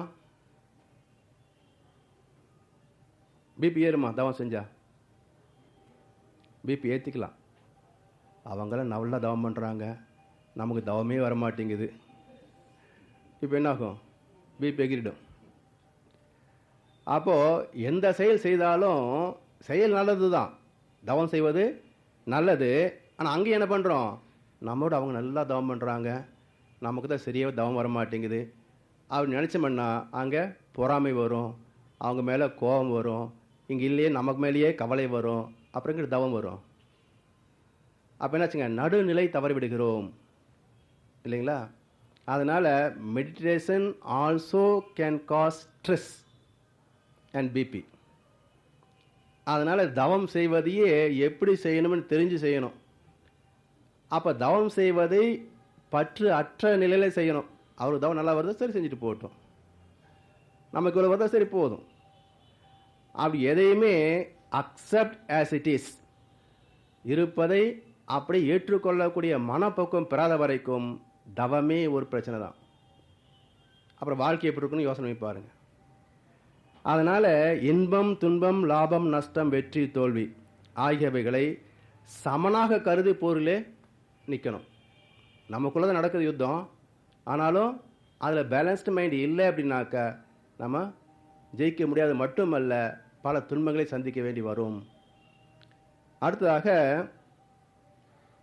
இந்த ஆத்ம தத்துவத்தை உணர்கின்ற போது ரெண்டு கோட்பாடு சொன்னாங்க. ஒன்று ஸ்வதர்மம், அந்த ஸ்வதர்மத்தில் அறத்தை பின்பற்ற வேண்டும் என்று சொன்னாங்க. அப்போ செயல் செய்வதிலே ஒரு தர்மம் இருக்க வேண்டும் ஒன்று. இந்த செயலிலே தர்மத்தை பின்பற்றுவதற்கு எது இருந்தால் தர்மத்தை பின்பற்ற முடியும் என்று பார்த்தீங்கன்னா, எல்லா ஜீவனுக்குள்ளாகவும் இருக்கின்ற அடிப்படையான சக்தி ஆத்மா என்பது ஒன்றே தான். ஜீவாத்மா வேற பரமாத்மா வேற இல்லை என்ற அறிவு வராத வரைக்கும் இன்னொருத்தர் துன்பம் கொடுக்கறதற்கு தாங்குவோமா? அப்போ மனிதனுக்கு இறை உணர்வு என்ற ஆத்ம ஞானம் பெறாத வரைக்கும் அறம் என்பது வராது. அதனால தான் எல்லா மகான்களும் போதிக்கின்ற கோட்பாடு பார்த்தீங்கன்னா இரண்டு கோட்பாடுகள். ஒன்று, மனிதன் ஆத்ம ஞானம் பெற்றாக வேண்டும், இறை உணர்வு. அது பெற்றால்தான் அந்த இறை நீதிக்கு மதித்து வாழக்கூடிய அற வாழ்க்கை அமைத்து கொள்ள முடியும். அறம் என்றாலே இறை நீதிக்கு இணங்கி வாழ்கின்ற வாழ்க்கை முறைக்குத்தான் அறம் என்றே பேருங்க. நம்ம பக்தி மார்க்கத்தில் அதுக்கு வார்த்தை போட்டோம்னா இறை வழிபாடு என்று பொருள். அதனால் அந்த இறைவனுடைய நீதிக்கு இணைந்து வாழ்ந்தால் அதுதான் அறம். அப்படி ஆத்ம விசாரமும் யோகத்தையும் மனிதன் பின்பற்ற வேண்டும். அறிவை பெற்று அது செயலாக பரிணமிப்பதும் சேர்ந்தே இருக்க வேண்டும். தத்துவ ஞானமும் செயல் ஒழுக்கமும் சேர்ந்து இருக்கணும். அப்போ தான் மனிதன் வாழ்க்கையில் அந்த யுத்தத்தில் வெற்றி பெற முடியும். 40வது ஸ்லோகத்தில் இந்த முயற்சி சரி, நல்லவனாகணும், ஆத்மாவை புரிந்து கொள்ள வேண்டும், இதுக்கு ஆன்மீக வாழ்க்கையெல்லாம் வாழ்கின்றோம். சாதாரண வாழ்க்கையில் உள்ள நேரத்துக்கும் ஆன்மீகத்துக்குன்னு நம்ம செலவு பண்ண நேரத்துக்கும் பார்த்தோம்னா ரொம்ப கம்மியாக இருக்கும். ஒரு அரை மணி நேரம் கொஞ்சம் நேரம் வந்து தவம் பண்ணிட்டு போவோம், பாக்கி 23 மணி நேரம் மற்ற வேலையை பார்த்துட்டு இருப்போம். அப்போ இதில் என்ன கிடைக்க போகுது அப்படின்னு பார்த்தீங்கன்னா, இந்த முயற்சி வீண் போதல் இல்லை. 40வது ஸ்லோகம் சொல்கிறது, ஆன்மீக வாழ்க்கையிலே கொஞ்சம் முயற்சி எடுத்தாலும் பரவாயில்லை, எவ்வளோதான் முடியுது நம்மால், சரி செய்வோம். அது வீண் போகுதா? அதுக்குரிய பலன் கிடைக்காம போகுமா? வீண் போவது இல்லை. இதை சிறிது பழகினும் பெரும் பயத்தை என்று இது காப்பாற்றும். ஆன்மீக வாழ்க்கை என்பது கொஞ்சம் நம்ம அதில் பிரத்யேக எடுத்துக்கிட்டாலும் கூட அந்த முயற்சி அப்படின்றது மிகப்பெரிய அளவிலே நமக்கு வாழ்க்கைக்கு பாதுகாப்பாக அமையும் என்று அந்த இறைவனுடைய நீதியை வந்து பகவான் இதில் விளக்கி சொல்கிறாங்க. அடுத்ததாக, இந்த யோகத்திலே மனிதன் நின்று பழகிவிட்டால் அவனுடைய மனம் என்னாதுங்க, நடுநிலையில் நிற்கிறது, சமநிலையில் நிற்கிறது. அப்போ இன்பத்தை கண்டு மகிழாமலும் துன்பத்தை கண்டு துவண்டு போகாமலும் 2 நிலைகளிலும் சமமாகவே பாவிக்கக்கூடிய மன பக்குவத்தை பெற்றுவிடுகின்றான் யோக சாதனத்தின் மூலமாக. அப்போ என்ன பார்த்தீங்கன்னா, உறுதி கொள்ளக்கூடிய புத்திகள் பலவிதமான சஞ்சலங்களோ குழப்பமோ அதில் வருவது இல்லை. அப்போது மனிதன் அந்த ஸ்திரத்தன்மையாக நிற்கிறதுக்கு ஏற்ற பயிற்சியாகிய ஆன்மீக வாழ்க்கையை பின்பற்ற வேண்டும் என்று அந்த சாங்கியத்தை பெறுவதற்கான வழிமுறைகளை இப்போ விளக்கிறார். மனது குவியும் பொழுது அந்த மனம் எதை எண்ணுகிறதோ அதன் பாவனையை அது விரைவில் எடுக்கிறது, செயலும் திறம்படதாகிறது. அப்போ நாம் செய்யக்கூடிய செயல்களை வந்து சரியாக செய்யணும்னு சொன்னாக்க கான்சன்ட்ரேஷன், மன ஓர்மை இருக்க வேண்டும். இப்போ சிந்தனை செயலும் ஒன்றுபட்டால் அது வெற்றியாகத்தான் முடியும், அதில் மாற்றங்கள் வர முடியாது. அப்போ இந்த ஒரு கோட்பாட்டை விவேகானந்தர் மேல்நாடுகளில் போயிருந்தபோது அங்கே எப்படியோ வெளியே போய்ட்டு இருக்கும்போது ஒரு ஸ்போர்ட்ஸ் கிளப்பில் ஒரு நிகழ்ச்சி நடத்திட்டு இருந்தாங்க. இந்த தண்ணியில் முட்டையெல்லாம் பயந்துட்டு இருக்கும், அதை இவங்க வந்து துப்பாக்கியில் சுடணும். ஸோ எல்லா பயிற்சியாளரும் சுட்டுக்கிட்டு இருக்கிறாங்க, முட்டை அப்படியே தான் இருக்குது, உடைய மாட்டேங்குது. விவேகானந்தர் பார்த்து நான் ட்ரை பண்ணிட்டோமான்னு கேட்டார். உங்களுக்கு சுட தெரியுமா? எனக்கு தெரியாது, நீங்கள் சொல்லிக் கொடுங்கன்னாரு. சரி, இப்படி தான் பிடிக்கணும், இப்படி அடிக்கணும்னு சொல்லி கொடுத்தாங்க. சரி, கற்றுக்கிட்டு உடனே பிடிச்சாரு, டப்பு டப்பு டப்புன்னு எல்லாத்தையும் சுட்டுவிட்டார். இவங்க ஒரே ஆச்சரியம், நீ சுடவே தெரியாது என்ன, எல்லாத்தையும் சுட்டுவிட்டு, நாங்கள் இத்தனை நாள் பயிற்சி பண்ணிகிட்டு இருக்கிறோம், ஒரு முட்டையும் சுட்டது கிடையாது, நாங்கள் சுட்ட முட்டையில் ஆம்லெட்டாக போயிட்டுருக்குது அப்படின்னு கேட்டாங்க. அவர் சொன்னாராம், தட் இஸ் கான்சன்ட்ரேஷன், மனம் குவிதல். அப்போ மனதை குவித்து ஒருமுகப்படுத்தக்கூடிய பக்குவத்தை பெற்றுவிட்டால் என்னாதுங்க, அந்த செயலிலே தவறுகள் வருவதற்கு வாய்ப்பு கிடையாது. எஃபிஷியன்சி அண்ட் அக்யூரசி இரண்டுமே சிறப்படைகிறது. அதனால் மனிதனுக்கு இந்த மனதுக்கு ஓர்மை கொடுக்கக்கூடிய தியான பயிற்சிகளை பின்பற்றி ஆக வேண்டும் என்ற வாழ்க்கை தேவையொட்டியும் அதை வலியுறுத்துகிறாருங்க. எப்பொழுதும் நடுவு நின்று ஆத்மஸ்வரூபத்தை நிலைத்திருந்து முக்குணங்களை கடந்தவனாக்குக என்று 45வது ஸ்லோகத்தை சொல்கிறார். எப்போயும் நடுவுநிலையில் இருந்து ஆத்மஸ்வரூபத்தில் லயமாக நின்று 3 குணங்களை கடப்பாயாக. அப்போது மனிதனுக்கு அர்ஜுன விஷாதோகம் வருகின்ற போது சொன்னோம், பற்றினால் வரக்கூடிய பயம், அதனால் வரக்கூடிய ஆசை, இதெல்லாமே மனிதனுடைய குழப்பங்களுக்கு காரணம் என்று முதல் அத்தியாயத்தில் விளக்கினாங்க. அப்போ மனிதனுக்கு இந்த பற்று, ஆசை, பயம் இதெல்லாம் ஏன் வருது என்று பார்த்தவங்க அப்படின்னாக்க, மனித வாழ்க்கையிலே உள்ள தேவைகள், உடலுடைய பாதுகாப்புக்கும் பராமரிப்புக்கும் வாழ்க்கை இன்பங்களை அனுபவிக்கிறதுக்கும் பல வசதிகள் நமக்கு தேவையாக இருக்குது. அந்த வாழ்க்கை வசதிகளை நாம் பெற்று தூய்க்கின்ற போது அதில் மனம் ஒரு கணக்கு எடுத்துக்குதுங்க. தனக்கு பிடிச்சது பிடிக்காதது இப்படியெல்லாம் கணக்கு எடுக்கும். தனக்கு பிடித்ததை அதிகமாக வேண்டும் என்று விரும்பும், தனக்கு பிடிக்காததை செய்ய விரும்பாது. அப்போது மனசுக்கு பிடிச்சதில் கெட்டது இருக்குமா இருக்காதா? 1வது அத்தியாயத்தில் துரியோதனன் சொல்கிறான் பீஷ்மர் இடத்துல, எனக்கு நல்லது எது நல்லா தெரியும், ஆனால் செய்ய முடியாது. எனக்கு கெட்டது எதுவும் நல்லா தெரியும், ஆனால் கண்டிப்பாக செய்வேன். இப்போ நம்ம அப்படி தான் இருக்கோம் இல்லையா? அப்போ மனித இடத்துல இந்த பற்றுகளால் குணங்கள் உருவாகிறது. எப்படி? இப்போ ஒரு குழந்தை பிறக்கிற போது என்ன அதுக்கு தேவைங்க? பிரசவமாகும் போது அழுகுதா இல்லையா? ஏன் அழுகுது? போய் இங்கே வந்து பிறந்துட்டேன்னு அழுகுதா? இல்லை என் விதி இப்படி தெரிந்திருந்தாலே கர்ப்பத்தில் நானே கறந்திருப்பேன்னு அழுகுதா? எதுக்கு அழுகுதுங்க? கிளைமேட் ஒத்துக்கலை, அதானே காரணம். உள்ளே ஏசி போட்ட மாதிரி இருந்துச்சு, தாயோட கர்ப்பத்தில் ஏசி போட்ட மாதிரி சௌகரியமாக இருந்துச்சு. வெளியே வந்து மார்கழி குளிர், ஒரே நடுக்கமாக இருக்குது, ஒத்துக்கலை. எப்படி தெரியப்படுத்துறது? குளிர்டைக்கு சொல்ல முடியுமா வாயை திறந்து? அப்போது வார்த்தைகள் எல்லாமே நாம் கண்டுபிடித்தது தான். உணர்வுகள் என்பது நாம் யாரும் கண்டுபிடிக்கலை, அது தெய்வம். அப்போது எந்த ஜீவனும் தன்னுடைய உணர்வை வெளிப்படுத்துவதற்கு சிரிப்பு அழுகை தான். அப்போ சந்தோஷமாக இருந்தால் சிரிக்கும், கஷ்டமாக இருந்தால் அழுகும். அப்போது இந்த வாழ்க்கையில் மற்றெல்லாம் பெற்றுக்கொண்டு வருகிற போது அந்த அனுபவங்கள் பெற பெற அது மனதுக்கு எண்ணங்களாக வந்துகிட்டே இருக்கு இல்லைங்களா? அந்த எண்ணங்களே குணங்கள்.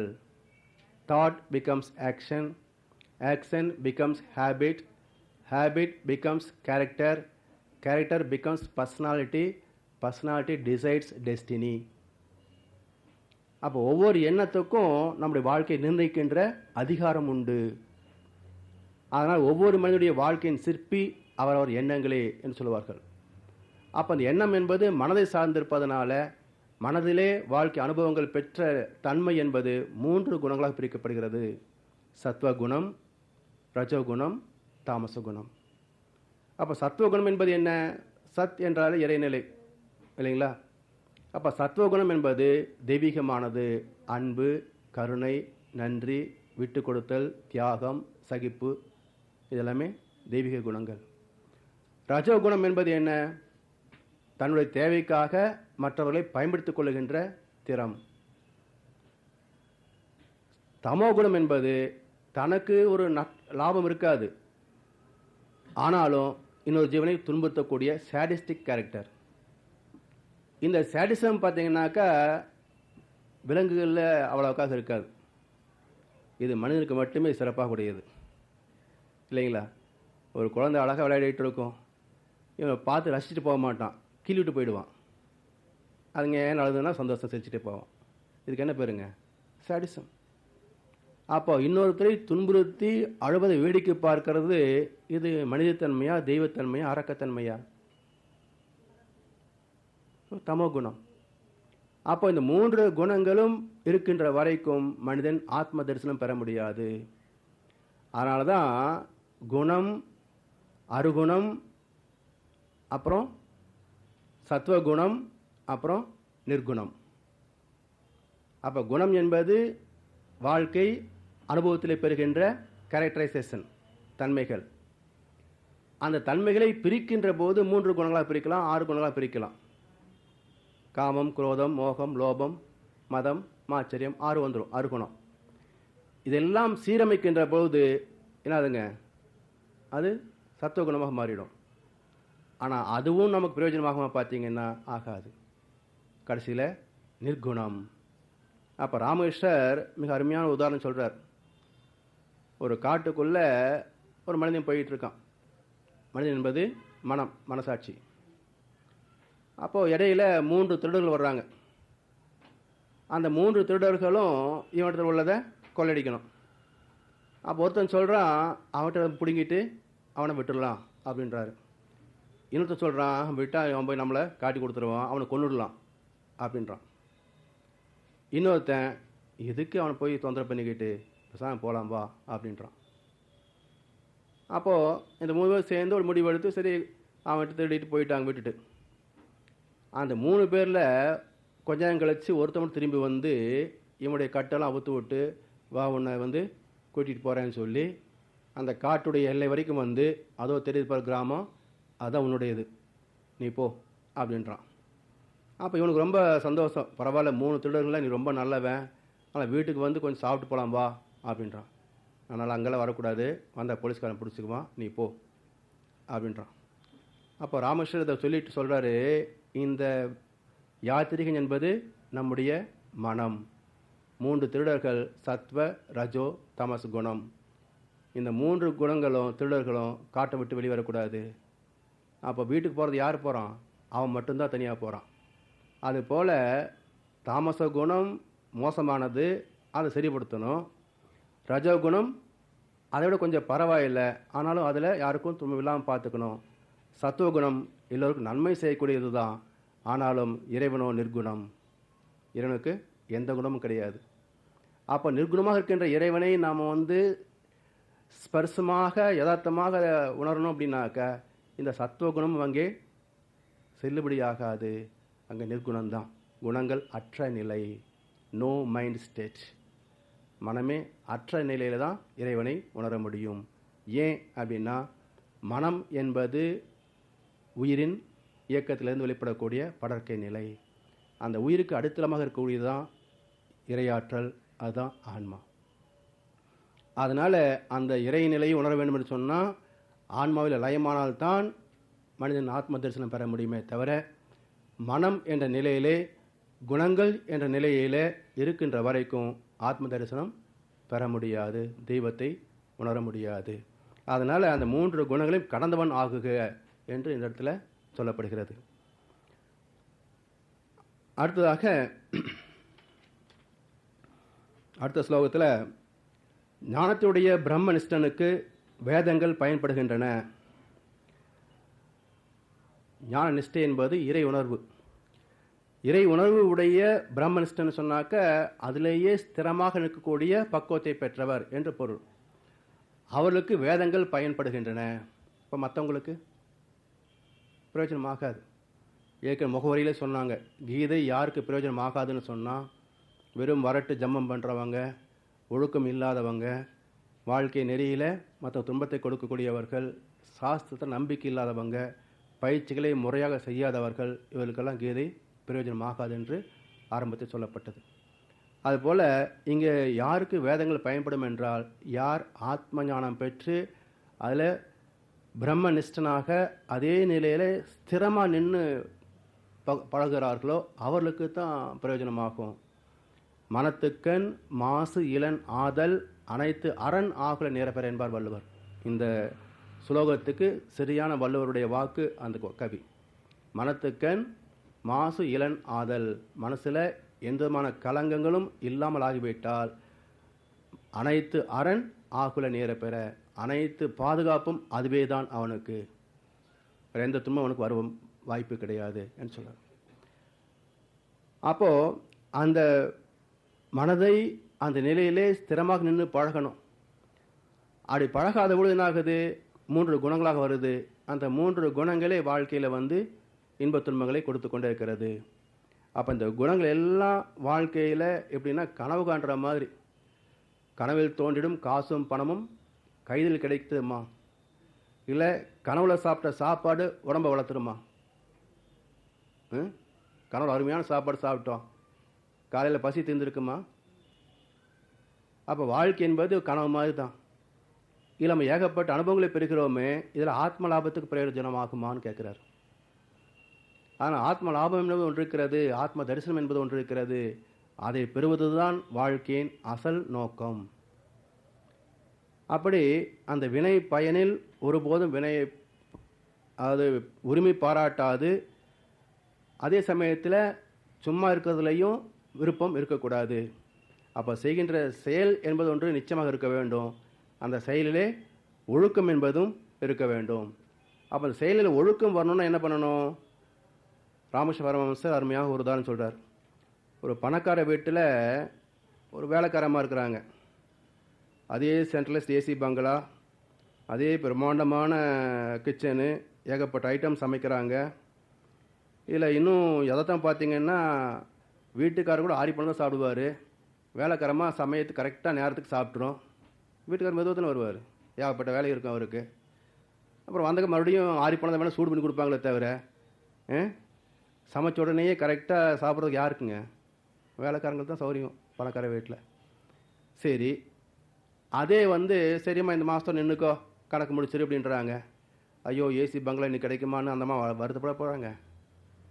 அப்போது எப்படி ஒரு பணக்கார வீட்டில் இருக்கின்ற வேலைக்காரி இந்த வாழ்க்கை வசதிகள் தனக்கு சாஸ்வதம் இல்லை என்றும், அதே சமயத்தில் அந்த வீட்டுக்குள்ளே இருக்கின்ற அனைத்து வசதிகளையும் தினசரி வாழ்க்கையில் அனுபவிக்கவும் செய்கிறாளோ, அதே மாதிரி மனிதன் இந்த உலகத்தில் வாழ்கின்ற காலத்தில் அனைத்து இன்பங்களையும் நிறைவாக அனுபவிக்க வேண்டும். அதே சமயத்தில் இது நமக்கு சொந்தம் இல்லை என்ற உணர்வும் இருக்கணும். இதுக்கு என்ன பேருங்க? Detached attachment. உறவிலே கண்ட உண்மை நிலை தெளிவே துறவு.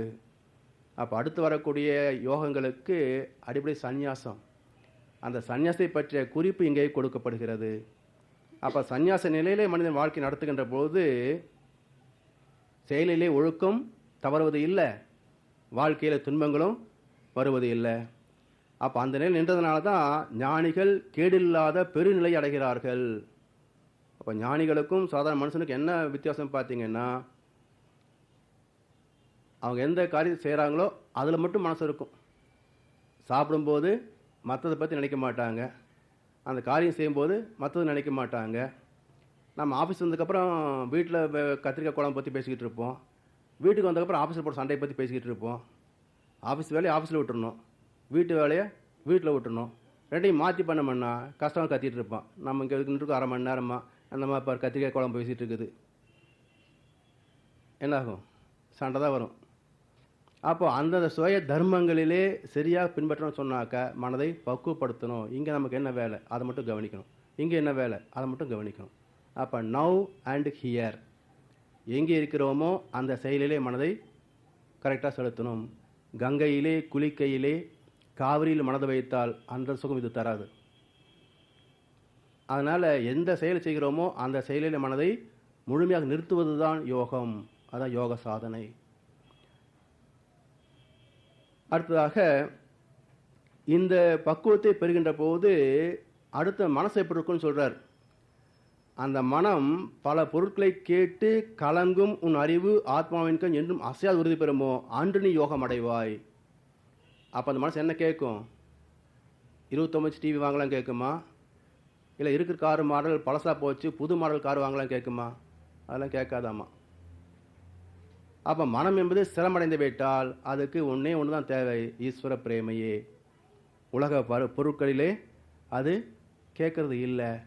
அப்போ வாழ்க்கை எப்படி இருக்கும்னு பார்த்தீங்கன்னா தாமரை இலை தண்ணீர் போல. அப்போது அந்த பக்குவத்தை பெறுவதற்கு ராமகிருஷ்ணர் அருமையாக ஒரு உதாரணம் சொல்லுவார். பால் இருக்குது, அதில் தண்ணி ஊற்றுறோம். இப்போ பாலுக்கும் தண்ணிக்கும் வித்தியாசம் தெரியுமா? ரெண்டும் வித்தியாசம் இல்லாமல் கலந்து போயிடும். அதே பாலை காய்ச்சி உரை ஊற்றி அசையாமல் இடத்துல வச்சிடறோம். அடுத்த நாள் காலையில் தயிர் ஆயிரும். அந்த தயிரை கடைஞ்சோம்னா வெண்ணெய் வந்துடும். அந்த வெண்ணெயத்துக்கு மறுபடியும் தண்ணியில் போடுவோம். எந்த தண்ணியில் அந்த பால் 2.5 கலந்து போனதோ அதே தண்ணியில் இப்போ இந்த வெண்ணெய் என்ன ஆகுதுங்க? மிதக்க ஆரம்பிக்கிறது. நனைவதும் இல்லை, அமிழ்ந்து போவதும் இல்லை. அதுபோல் இந்த சாதாரணமாக பால் மாதிரி இருக்கக்கூடிய இந்த மனசை குரு என்ற உயிரோடு கலந்து கொஞ்சம் உரை ஊற்றி அமைதியாக வச்சிடணும் கொஞ்ச நாளைக்கு. அது பக்குவம் ஆன பிறகு அந்த கடைந்த வெண்ணெயை எடுத்துக்கொண்டு எப்படி தண்ணியில் போட்டால் நனைவதில்லையோ அந்த பக்குவப்பட்ட மனம் லௌகிக வாழ்க்கையில் வருகின்ற போது அந்த வாழ்க்கை இன்ப துன்பங்களிலே அது சிக்கிக்கொள்வதில்லை. அப்போ தாமரை இலை தண்ணீர் போல அது வாழ்வதற்கு பழகிக்கொள்கிறது. அந்த பக்குவத்தை கொடுப்பதற்கு குரு வேண்டும். அப்போ குருவின் துணையை கொண்டு ஆன்மீக சாதனையை செய்து பக்குவம் அடைகின்ற போது மனிதன் ஆத்மலாபத்தை பெற்றுவிடலாம் என்று ராமகிருஷ்ண பரமஹம்சர் மிக எளிமையாக அவருடைய உதாரணங்களை பார்த்தீங்கன்னாக்கா இந்த கீதை இவ்வளோ அவஸ்தைப்பட்டு கொடுக்குற விஷயத்தெல்லாம் அவர் ரொம்ப எளிமையாக நடைமுறை வாழ்க்கை அனுபவத்தோடு கொண்டு வந்து நமக்கு கொடுத்துருவார். அதனால் அது நல்லா புரிந்து கொள்வதற்கு இது துணையாக இருக்கும். இது வரைக்கும் பகவான் பேசிகிட்டு இருக்கிறாரு, அர்ஜுனன் பேசாமல் கேட்டுட்டு இருக்கிறான். இப்போ அவனுக்கு சந்தேகம் வந்துச்சு. பொதுவாக நமக்கு வர சந்தேகம் மாதிரி தான். இப்போ சாமிஜிட்டு போகிறோம் அப்படின்னாக்கா நமக்கு ஒரு பெரிய கியூரியாசிட்டி என்னென்னா சாமிஜி என்ன பண்ணுவாங்க, என்ன சாப்பிடுவாங்க, காலை எத்தனை மணிக்கு எந்திரிப்பாங்க, அவங்க தவம் பண்ணுவாங்களா, அவங்க உடற்பயிற்சியெல்லாம் பண்ணுவாங்களா, இதுதான் கேட்பமே தவிர சாமிஜி ஞானம் பெற்று விட்டாருன்னு கேட்போமா, அவருடைய ஞானம் எவ்வளோ இருக்கும்னு கேட்போமா. அதே மாதிரி அர்ஜுனன் கேட்குறான், சமாதி நிலைத்த நிறை ஞானியின் லட்சணம் யாது, உறுதியான அறிவுடையவன் எதை பேசுகிறான், எப்படி அமர்கிறான், எவ்வாறு நடக்கிறான். அவன் எப்படி நடந்தா என்ன, கோலமால நடக்க போகிறான். அப்போ சாதாரண நாம் எப்படி கேட்போமோ அதே மாதிரி தான் இங்கே கேள்விகள் வருகிறது. ஏன்னா இது மனிதனுக்கும் தெய்வத்துக்கும் இடையே உள்ள உரையாடல், விளக்கத்திற்கும் பழக்கத்திற்கும் இடையே உள்ள உரையாடல், அறிவுக்கும் மனசுக்கும் இடையே உள்ள உரையாடல். அப்போ மனசு எப்படி இருக்குதோ அதே மாதிரி கொண்டு வருவாங்க, காட்சி கொடுக்குறாங்க. அப்போ சாதாரணமாக நமக்கு ஒரு மகன் இடத்துல போகிற போது நமக்கு இதுதான் சந்தேகம் வருமே தவிர தத்துவத்தை பற்றிய சந்தேகங்கள் அவ்வளோக்காக வருவது இல்லை. அப்போ சொல்கிறார், மனதில் எழுகின்ற ஆசைகள் எல்லாம் அகற்றி ஆத்மாவில் ஆத்ம திருப்தி அடைந்திருப்பவன் ஸ்தித பிரஜன் என்று சொல்லப்படுகிறான். ஆத்மாவில் ஆத்ம திருப்தி, அதாவது இந்த மழை பெய்யுது, ஆறு குளம் ஓடை நதிகள் எல்லாம் ஓடிக்கிட்டே இருக்குங்க. எங்கேயாவது தண்ணி நிற்குமா, குட்டையில் நிற்கும். அந்த கரை கொஞ்சம் திறந்து விட்டோம்னாக்கா மறுபடியும் ஓட ஆரம்பிச்சிடும். இந்த தண்ணீரின் ஓட்டம் எல்லாம் எங்கே போய் முடிவு பெறுகிறதுன்னு பாருங்கள். கடலில் போயிடுச்சுன்னு வச்சுக்கோங்க, அப்புறம் எங்கே ஓடும், எங்கேயும் ஓடாது. அப்போது அது எங்கேருந்து உருவாச்சுன்னு பாருங்கள். அந்த தண்ணி எங்கேருந்து உருவாச்சுங்க, கடல் நீர்லேருந்து ஆவியாக வந்தது தானே மேகங்கள், அதுதானே மழையாக பெய்ந்திருக்கு. அப்போது எப்படி கடலில் இருந்து மேகமாக உருவான நீர் மீண்டும் கடலை வந்து அடைகின்ற வரைக்கும் அவனுடைய பயணம் நிற்பதில்லையோ, அதே போல பிரம்மத்திலிருந்து தொடங்கிய பயணம் மனிதனிடத்திலே வந்து நிற்கிறது. இவன் மீண்டும் பிரம்மத்தை அடைகிற வரைக்கும் அந்த பயணம் ஓய்வது இல்லை. அதனால் அந்த பிரம்மத்தை அடைந்து விட்டால் அதுக்கப்புறங்க ஓடுறதுக்கு என்ன இருக்குங்க, எங்கேயும் ஓடாது. அதனால தான் அதான் ஸ்தித பிரஜன் என்று சொல்கிறார். ஆத்மாவில் ஆத்ம திருப்தி அடைந்தவன். இப்போ அவனுக்கு வேறு ஏதாவது தேவையான்னு பார்த்தீங்கன்னா ஒன்றும் கேட்க மாட்டான். அப்போது ஆசைகள் அனைத்தும் எந்த இடத்துல நிறைவேறுகிறதுன்னு சொன்னால் தன்னை அறிந்துவிட்டால் முடிந்தது. அதுதான் பேரின்பம். அதுக்கு மேலே ஒரு இன்பத்தை தேடுவது இல்லை. அதனால் அந்த பக்குவத்தை பெறுவதற்கு ஒவ்வொரு மனிதனும் தியானத்தின் மூலமாக பயிற்சிகளை செய்து அதை பெற வேண்டும். எப்படி எவன் ஒருவன் பற்றனாய் நலம் தருவதை அடைந்து மகிழாதும் கேடு தருவதை அடைந்து நொந்து கொள்ளாமல் இருக்கிறானோ அவன் உறுதி பெற்றவன் என்று அறிக. இப்போ நடுநிலை அறிவை பெற்றவன் அவன் நல்லதுக்கு பெருமைப்பட்டுக்கிறதும் இல்லை, துன்பத்துக்கு தோண்டு போவதும் இல்லை, ரெண்டு சமமாகவே பாவிக்கின்றான். அப்போது அந்த பக்குவத்தை பெறுவதற்கு எப்படி ஆமை தன்னுடைய தலையெல்லாம் உள்ளே இழுத்துக்கும், தலை கால் எல்லாம் உள்ளே இழுத்துக்கிட்டு வெறும் உருண்டையாக கிடக்கும். தேவைப்படுகின்ற போது எல்லாம் வெளியே வரும், அப்படி நகர்ந்து போகும், என்ன தேவையை முடிச்சுக்கொள்ளும், அப்புறம் பாதுகாப்பாக அந்த ஓட்டுக்குள்ளே சிறுக்கும். ஆமை போல் 5 அடக்கின்னு சொல்லுவார்கள். அதுபோல் மனிதனுடைய வாழ்க்கையிலேயும் இந்த புலன் இன்பங்கள் என்பது தேவை. இது இல்லைன்னு சொன்ன அந்த உலக வாழ்க்கையில் ஒன்றுமே கிடையாது. அதே சமயத்தில் அந்த புலன் இன்பங்களால் நமக்கு துன்பம் வராமலையும் காத்துக்கொள்ள வேண்டும். அப்போ தேவை உள்ள பொழுது புலன்களை பயன்படுத்தி இயற்கை இன்பங்களை தூய்க்க வேண்டும். தேவையற்ற பொழுது அந்த புலன்களை இறைவன் பால் செலுத்த வேண்டும். அதான் ராமர் சொல்லுவார், நமக்கு 2 கை கொடுத்துருக்கான் ஆண்டவன், எப்பவும் ஒரு கையால் இறைவனை விடாமல் பிடிச்சிக்கணும், இன்னொரு கையால் லௌகிக வாழ்க்கையுடைய கடமைகளை செய்யணும். எப்போல்லாம் இந்த வாழ்க்கையுடைய கடமைகள் முடிஞ்சு போகுதோ அப்போ 2 கையாலையும் இறைவனை பிடித்து கொள்ள வேண்டும். இதுதான் நம்ம பக்குவம் அடைவதற்கான ஒரே வழி என்று சொல்லுவார். அதுபோல் மனிதன் பற்று அற்ற நிலையிலே ஆசைகளற்று நிற்கணும் அப்படின்னாக்க அந்த பிரம்ம ஞானம் என்கின்ற இறை ஞானத்தை விடாது பெற வேண்டிய பயிற்சியையும் அந்த முயற்சியிலையும் வாழ்க்கையை நடத்தணும். இல்லைன்னு சொன்னால் என்னாகும், ஆசை வந்துவிடும், ஆசையில் வந்த உடனே கோபம் வரும், கோபம் சொன்னால் குழப்பம் வந்துடும், மூளை சரியாக வேலை செய்யாது, புத்தி சரியாக வேலை செய்யலைன்னு சொன்னால் புத்தி நாசம் ஆகிவிடும். அப்போ எல்லா விதமான சிரமங்களும் நட்டங்களும் வாழ்க்கையில் வந்து கொண்டே இருக்கும். அதனால் மனிதன் இந்த வாழ்க்கையை வாழ்கின்ற காலத்தில் எப்படி நடந்தால் எந்த மாற்றமும் இல்லாமல் இருக்க முடியுமோ அந்த நிலைத்தன்மை கொடுப்பது ஆத்ம தரிசனம், தெய்வ தரிசனம். அதனால் அதை பெறக்கூடிய வகையிலே மனிதன் ஆத்மஸ்வரூபத்தில் நிலையாக நின்று பழக வேண்டும். அதுக்குரிய குருவினுடைய ஆசீர்வாதத்தையும் பயிற்சியும் பெற்றுக்கொள்ள வேண்டும். ஆத்ம தியானம் இல்லாதவனுக்கு சாந்தி கிடையாது. 66 ஸ்லோகத்தினுடைய கோட்பாடு, ஆத்ம தியானம் இல்லாதவனுக்கு சாந்தி கிடையாது. சாந்தினா அமைதி. அப்போ ஆத்ம தரிசனம் இல்லைன்னு சொன்னால் மனசில் மிச்சம் என்ன இருக்குங்க? சாந்தி இல்லைன்னு சொன்னால் அமைதி இல்லைன்னு அர்த்தம். அமைதி இல்லைன்னா குழப்பம் இருக்குன்னு அர்த்தம். அப்போது அதெல்லாம் செய்யறதுக்கு என்னென்னு பார்த்தீங்கன்னா, இந்த புலன் இன்பங்களிலே உள்ள அந்த பற்றுதலை கொஞ்சம் கொஞ்சமாக நீக்கணும். சப்ளிமேஷன், அதுக்கு நியாசம் என்ற வார்த்தை சொல்கிறாங்க. அப்போது புலன் வையப்பட்ட அனுபவங்களிலே இருந்து மனதை கொஞ்சம் கொஞ்சமாக பக்குவப்படுத்தி மேலே ரிலீஸ் பண்ணுறதுக்கு நியாசம் என்று பேர், சப்ளிமேஷன். அப்போ சந்நியாசம் என்றால் சோல் சப்ளிமேஷன், நம்முடைய ஆன்மாவை தூய்மைப்படுத்துவது தான் சந்நியாசம். அதனால் வார்த்தைகளே கரெக்டாக புரிஞ்சுட்டோம்னு சொன்னாக்க தத்துவங்கள் எளிதாக புரிந்து கொள்ளலாம். அப்போது இந்த பக்குவத்தை பெறுகின்ற போது அந்த ஞானிக்கும் சாதாரண மனுஷனுக்கும் என்ன ஒரு வித்தியாசம் இருக்குன்றத 69வது ஸ்லோகத்தை சொல்கிறாரு. உயிர்கள் அனைத்துக்கும் எது இரவோ அதில் யோகி விழித்திருக்கிறான். உயிர்கள் எல்லாம் துய்த்து உணரும் நிலை தத்துவ ஞானிக்கு இரவு. எல்லாரும் தூங்கிட்டு இருக்கிறப்போ அவங்க முழிச்சிட்டு இருப்பாங்க, எல்லாரும் முழிச்சிட்டு இருப்போ அவங்க தூங்குவாங்க. எப்படி? அந்த மாதிரியா? ஆந்தை தான் நாம் தூங்கும்போது முழிச்சிக்கிட்டு இருக்கோம், நாம் பகலில் முழிச்சிட்டு இருக்கும்போது ஆந்தை தூங்கிக்கிட்டு இருக்கோம். அப்போ ஞானிகள் அப்படியா?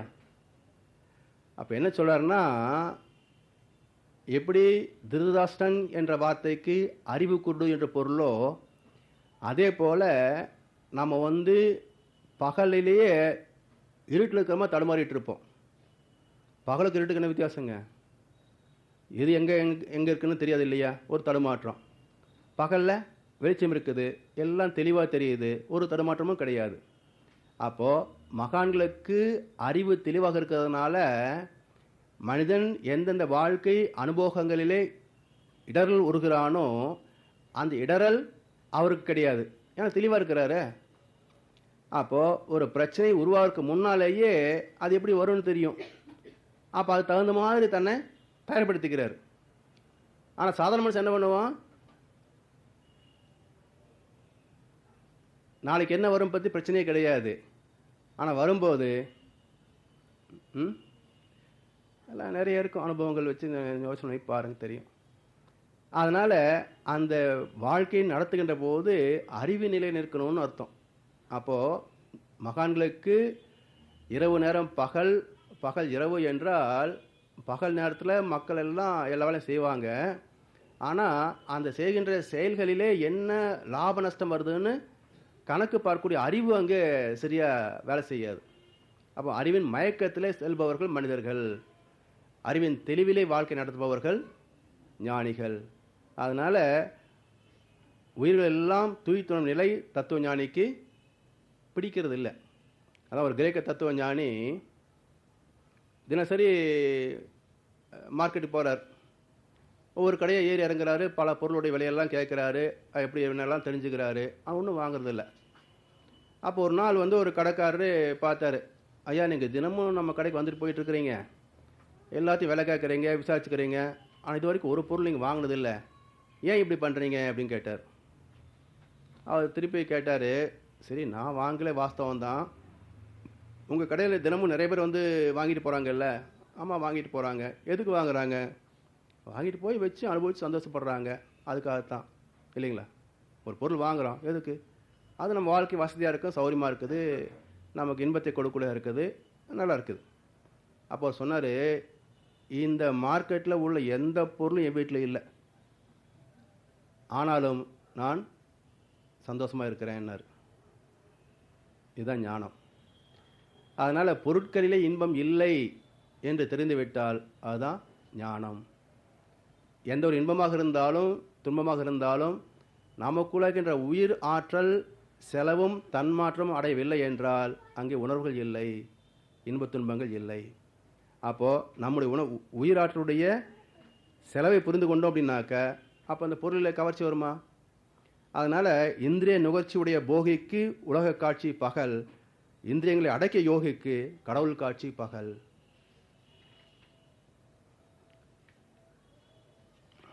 அடுத்ததாக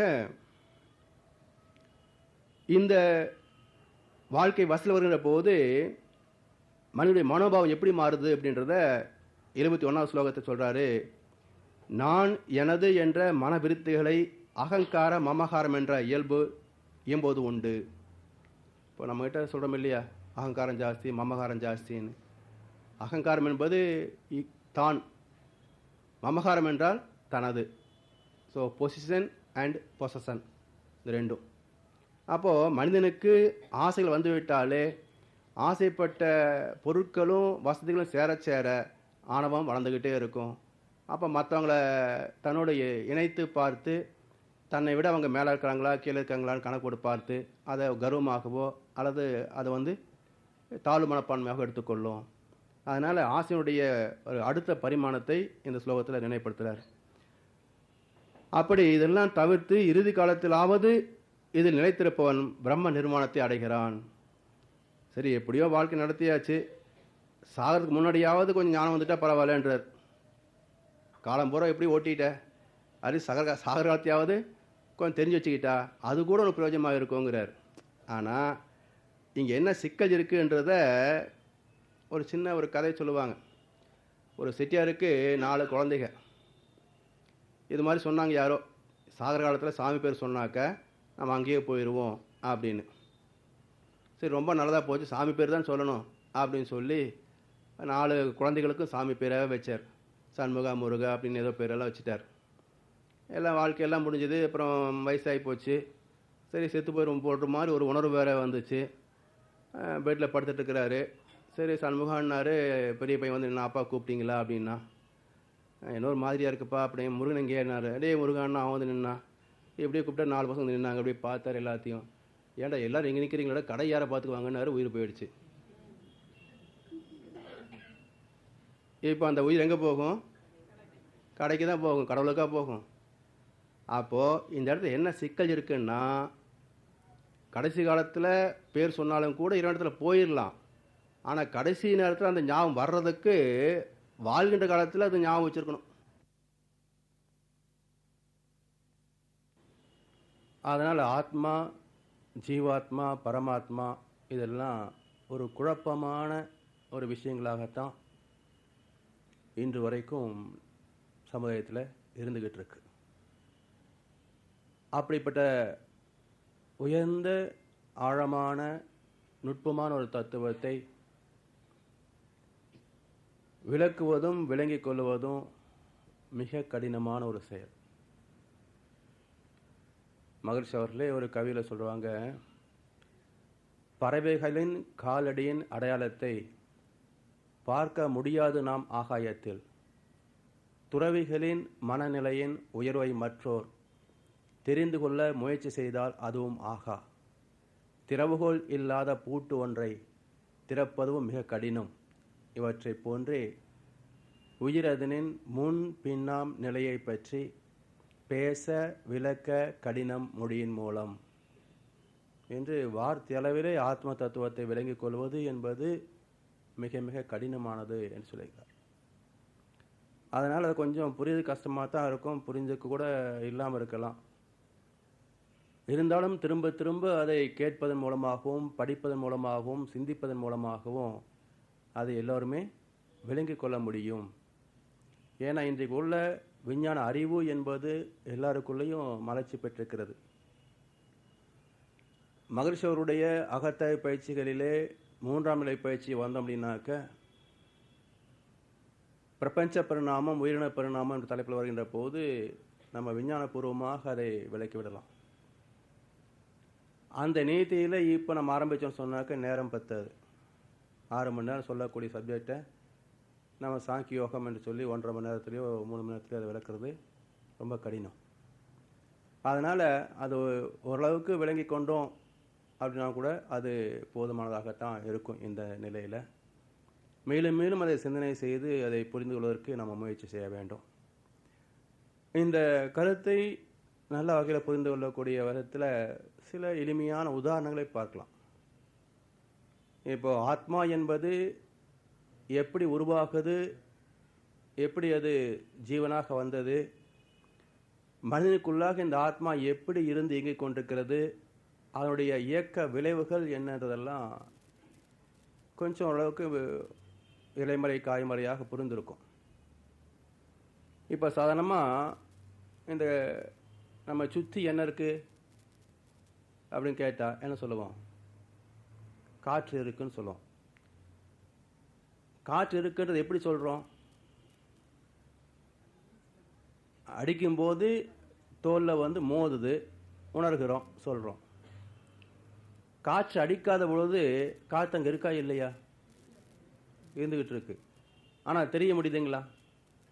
வெயில் காலத்தில் பார்த்தீங்கன்னா மரங்களே அசையாது, அப்படியே நின்றுக்கிட்டு இருக்கும், ஒரே புழுக்கமாக இருக்கும். அப்போ காற்று இருக்கா இல்லையா? அதே ஆடி மாதம் தெரியுது, எல்லாம் பிச்சுட்டு போகிற மாதிரி அடிக்கும். அப்போது ஆடி மாதத்தில் மட்டும் காற்று இருக்குதுன்னு நினச்சா, மற்ற மாதங்களில் காற்றே இல்லைன்னு நினச்சா எப்படி அது அறியாமையோ, அதே போல் உணர முடியவில்லை என்பதனால் இல்லை என்று நினச்சோம்னா அதுவும் அறியாமை தான். அப்போ இறைநிலை நமக்கு உணர்வாக பெற்றாலும் பெற முடியாவிட்டாலும் இருப்பது இருப்பது தான், அது இல்லை என்று மறுக்க முடியாது.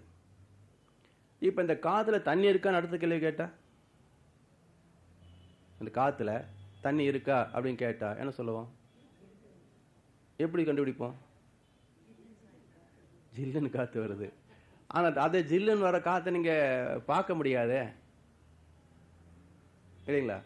அப்போ நாம் பார்க்கக்கூடிய தண்ணியாக வரணும். காற்றுலேருந்து நாம் கையில் அள்ளி கூட மாதிரி தண்ணி வரணும். எப்படி கொண்டு வரலாம்? ஒரு பாத்திரத்தில் நல்லா ஐஸ் கட்டி பெரிய பெரிய கட்டிகள் போடுவோம். அந்த பாத்திரம் சுற்றிலும் நீர் திவலைகள் வந்துடும். அப்போ பெரிய பாத்திரமாக இருந்ததுன்னா எல்லாம் வலிஞ்சு ஒரு ஸ்பூன் தண்ணியாக கிடைக்குமா இல்லையா? அப்போ இந்த காற்றுல தண்ணி இருக்குன்னு சொன்னால் அது நம்ப முடியாது. அந்த காற்று தண்ணியாக மாறினதுக்கப்புறம் நம்பாமல் இருக்க முடியாது. காற்று எப்படி தண்ணியாக மாறுச்சுன்னு கேட்டால் தெரியாதானே மாறி இருக்குது. நம்ம கண்ணில் பார்த்தோமில்ல, ஒன்றுமே இல்லை, வெறும் பாத்திரம், ஐஸ் கட்டி வச்சுருக்கிறோம். ஐஸ் கட்டி பாத்திரத்துக்கு உள்ளே தான் போட்டோம், வெளியே போடலை. அப்போ பாத்திரத்தை சுற்றி எங்கேருந்து வந்தது தண்ணி? அப்போது இந்த ஒரு அனுபவ அறிவுக்கு விஞ்ஞான விளக்கம் கொடுத்துரும். என்ன விளக்கம் சொல்லுவாங்க?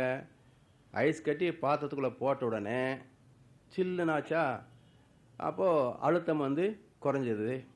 உடனே சுற்றி இருக்கக்கூடிய காற்று மண்டலத்திற்குடைய அழுத்தம் அதிகமாக இருக்கிறதுனால எல்லாமே பாத்திரத்தை நோக்கி வேகமாக மோதுச்சு.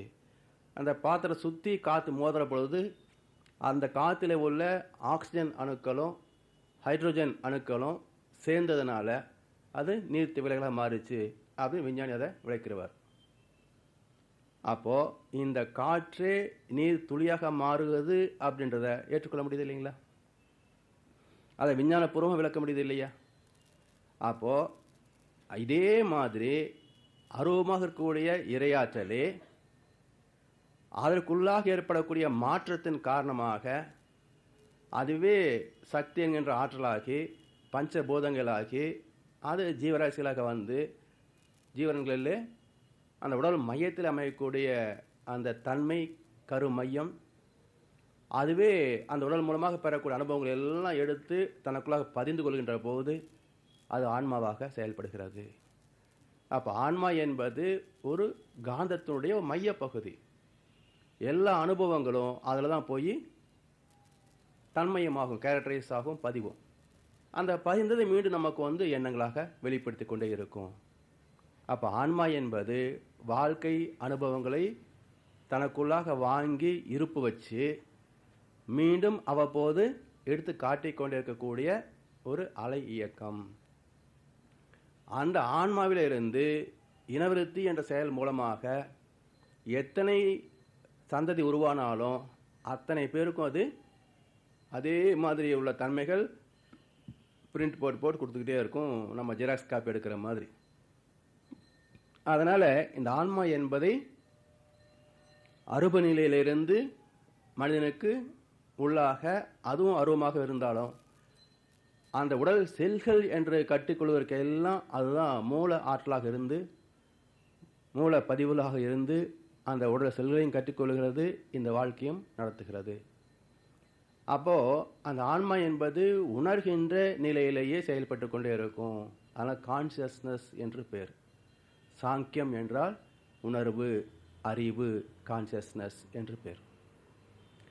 அப்போ அந்த அறிவை அறிந்து கொள்வதற்கு என்னெல்லாம் சிரமங்கள் இருக்கிறதோ அதையும், அது எப்படியெல்லாம் அறிந்து கொள்ள வேண்டும் என்ற அந்த ஞான மார்க்கத்தையும் எல்லாம் விளக்கி சொல்லக்கூடியது தான் கீதையினுடைய பெரும்பான்மையான சுலோகத்துடைய கோட்பாடுகள். அதனால் இந்த விளக்கம், இந்த ஆன்மா என்கின்ற ஒரு இயற்கை ரகசியம் மிக மிக ஆழமாக இருக்கிறதுனால அது அவ்வளவு சாதாரணமாக புரிந்து கொள்ள முடிவது இல்லை என்பது நமக்கு மட்டும் உள்ள சிரமம் கிடையாது.